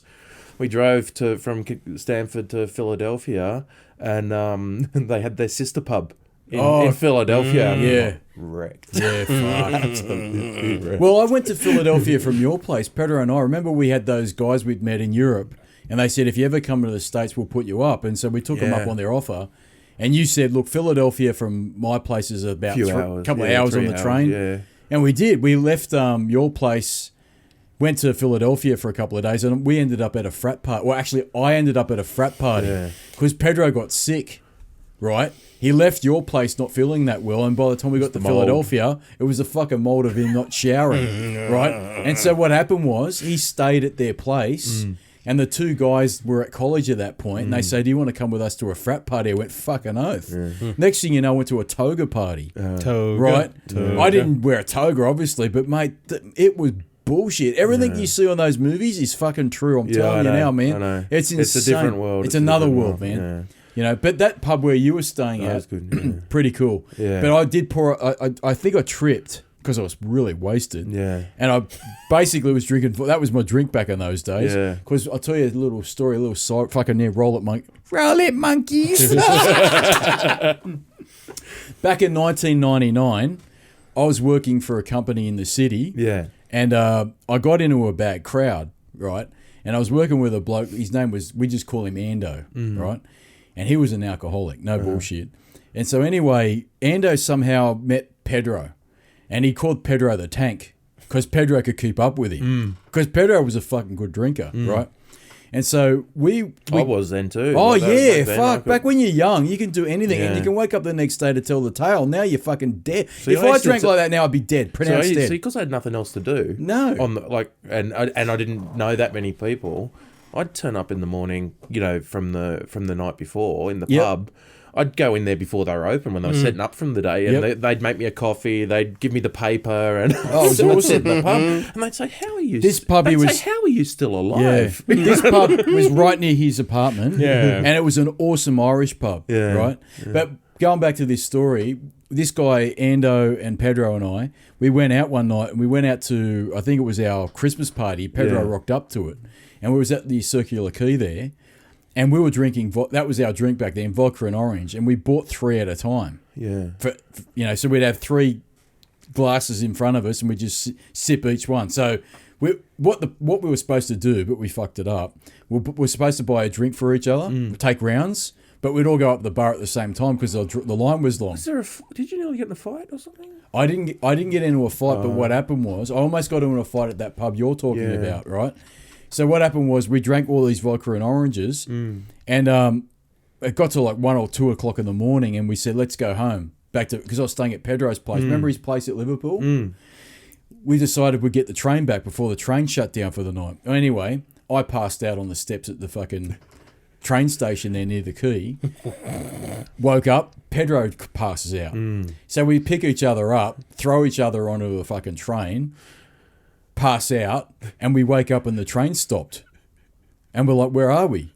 And fucking train had been stopped for hours, man. And we didn't know where we were, but what we'd realised was there was track work. And the train wasn't going to go to hit the station near his place. So we're like, oh, fuck, man. What do we do? So then we just jumped in.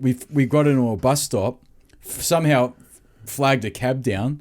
Cab picks us up, and then we say, oh, we live at this place. And where's that? Oh, it's near Holdsworthy. So this cab driver drives us all the way to Holdsworthy Army Barracks. And mind you, we didn't know that because we'd passed out again in the cab. And we wake up and we get kicked out in this cab, and we're in the fucking army barracks at Holdsworthy. And we rock up and there's a soldier at the fucking guardhouse. Yeah. He goes, what are you boys doing? We go, well, we're trying to get home. Yeah. He goes, well, this isn't home, son. This is the army barracks.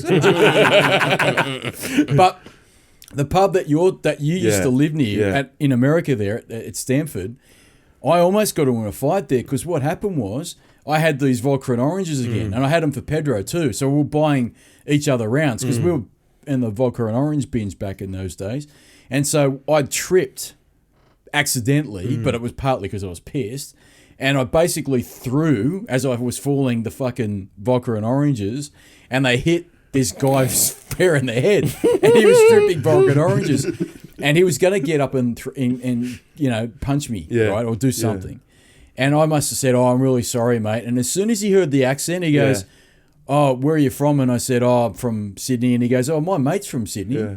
And he goes, and that was you. Oh, yeah. And I was cool after that. Yeah. He was like, oh, he goes, don't worry about me, man. Don't worry about me. I'll buy you some more drinks. He goes, no, let me buy them. I'm really sorry. And I bought this guy drinks. We were cool. Yeah. But I'm telling you, if I'd have been a local, we would have been fucked. Yeah. But because I was hanging out with you and I wasn't from anywhere near the States, I was, from Sydney. Yeah.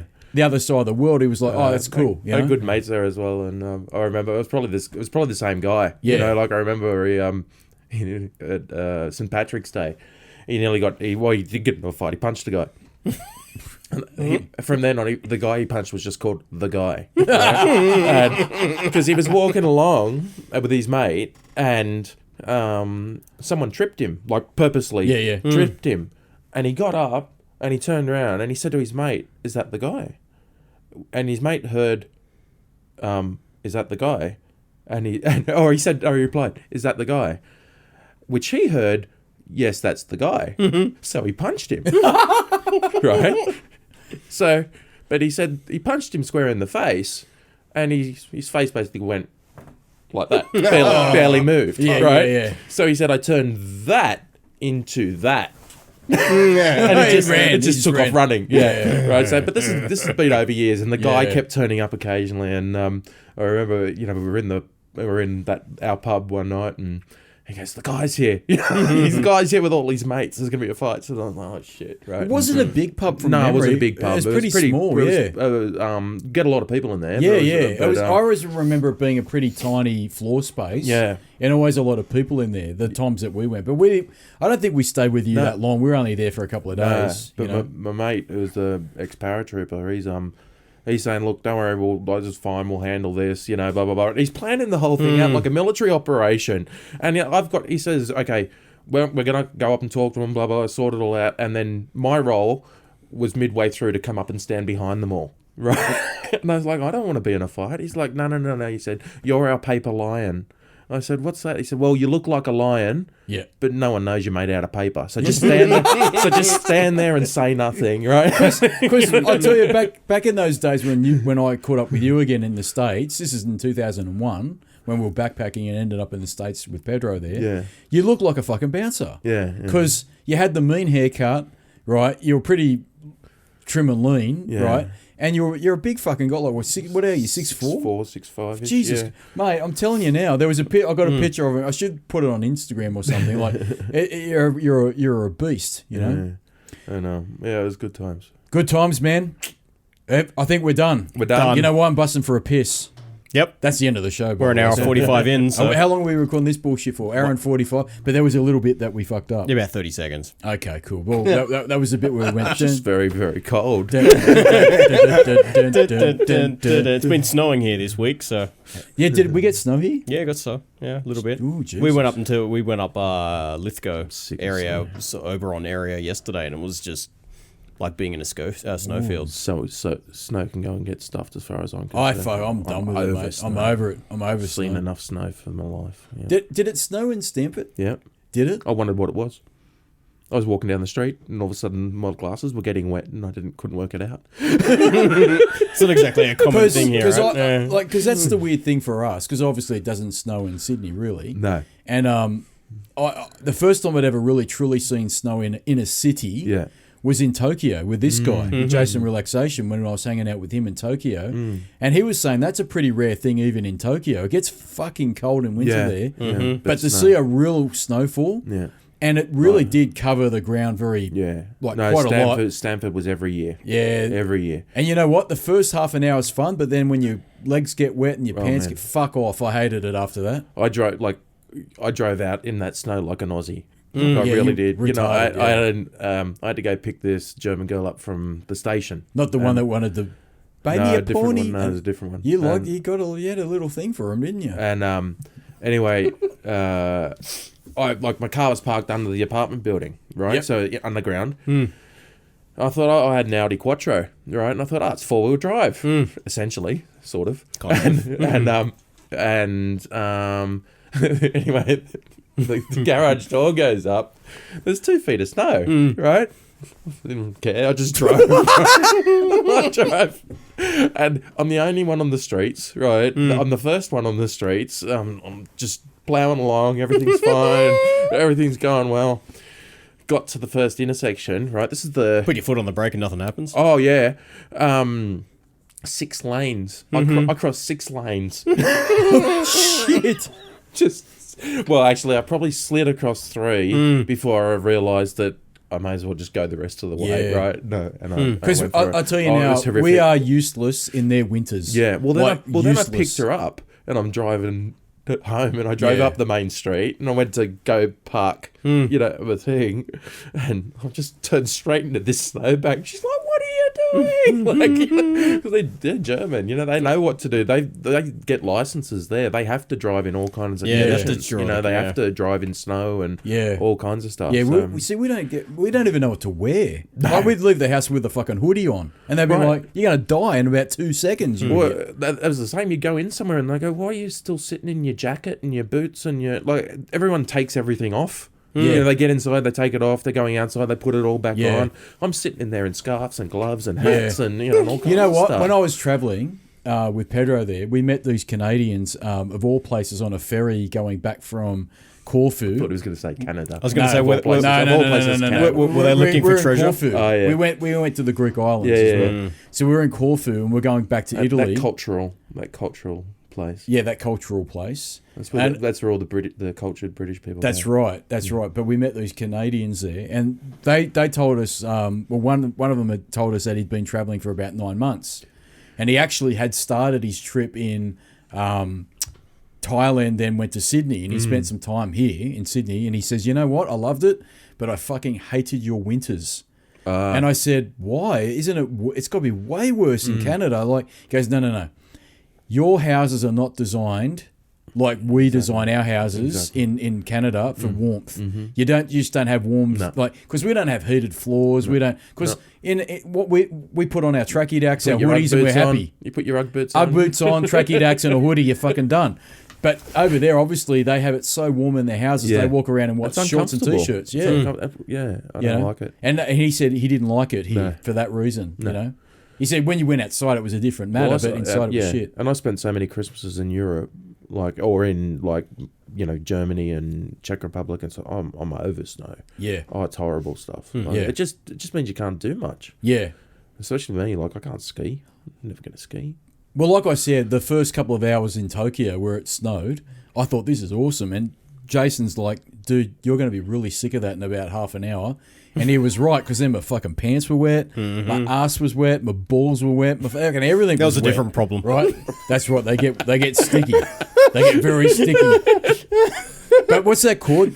There's a Japanese word for it. Zanyo. Sticky balls. No, sticky. No, that's different again. Zanyo is when you accidentally have a little bit of wee after your wee. Yeah, it's drippy dick. Oh, is it? Yes, we're very educational here. They don't shake. No. Even after you shake. No, yeah, this is a condition where if you even after you've shaken, you put your cock back in your pants. Yeah, drippy. There's a little bit of drip. Post drip, that's called zanyo in Japanese. It's a weak bladder. It's called a bladder infection here, I think. Isn't No, it? it's called a bleed. Yeah, it's called a weak bladder, but they call it zanyo. Zanyo. Yeah, not by sanyo. Actually. No, don't. We're 2 hours in. Are we? Yeah. Oh, let's wrap this bitch up. We haven't had time for our commercial today. I haven't actually got anything to promote. Sanyo, like you've... You're about to do a Sanyo commercial. For people in the know, Sanyo. That's right. Don't be confused by Drippy Dick when you buy a Sanyo product. So if we were sponsored by Sanyo, which we're not, and I even repeat, still a company? we're not, they are, motherfucker. Oh, okay. Sanyo shouldn't be confused with Zanyo, which is a drippy dick condition. But the good folks at Sanyo still make great consumer electronic products, and I'm sure, well, I believe they did at one point, and if they were to continue making good electronic products today, you shouldn't confuse Sanyo with Zanyo, which is a drippy dick. This podcast was not sponsored by Sanyo or Zanyo. I was going to say I'm brilliant with the music underneath. Can you do it? Yeah, fucking oath. That's right. Which is probably... We're just getting ready for when we sell out Cyberdunk. Yes, look. So we've got to promote something. That could actually still be quite a horrific condition for people, and it is probably correctable. You just got to change your undies a couple of times a day. That's all you got to fucking do. Speaking from experience. I speak from experience. Right? Invest in a good Sanyo washer. That's right. The good folks at Sanyo who provided me with a washing machine. Have provided me with a washing machine that cleans all my underwear. If you suffer from drippy dick, which is known as Zanyo, if you buy a Sanyo washing machine, it'll clear up all the drippy dick undies that you have. That's right. Sanyo, who we're not sponsored by.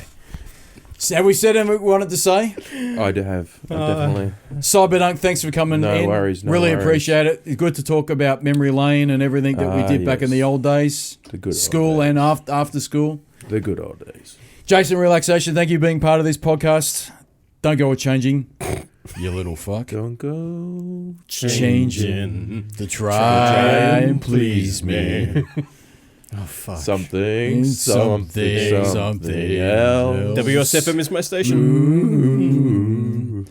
I just want someone that I can talk to. I love you just the way you are. It's a very New York That's a New Yorky kind of way to exit the podcast. Oh, I tell you what, I might start the next podcast with a fucking Billy Joel song. Yes, I just might, but you know what you got to do. You just got to remember. He's taken his headphones off because he knows how this ends. Thank you, Cyberdunk, for coming in. It's been a pleasure. Thank you, Jason Relaxation, for being you. Don't go changing. Thank you for the two people that have been listening to this bullshit podcast. Thank you, Mum, for letting us use your basement. I'm sorry I read it about memory lane and the Octoberfest. I can't help it.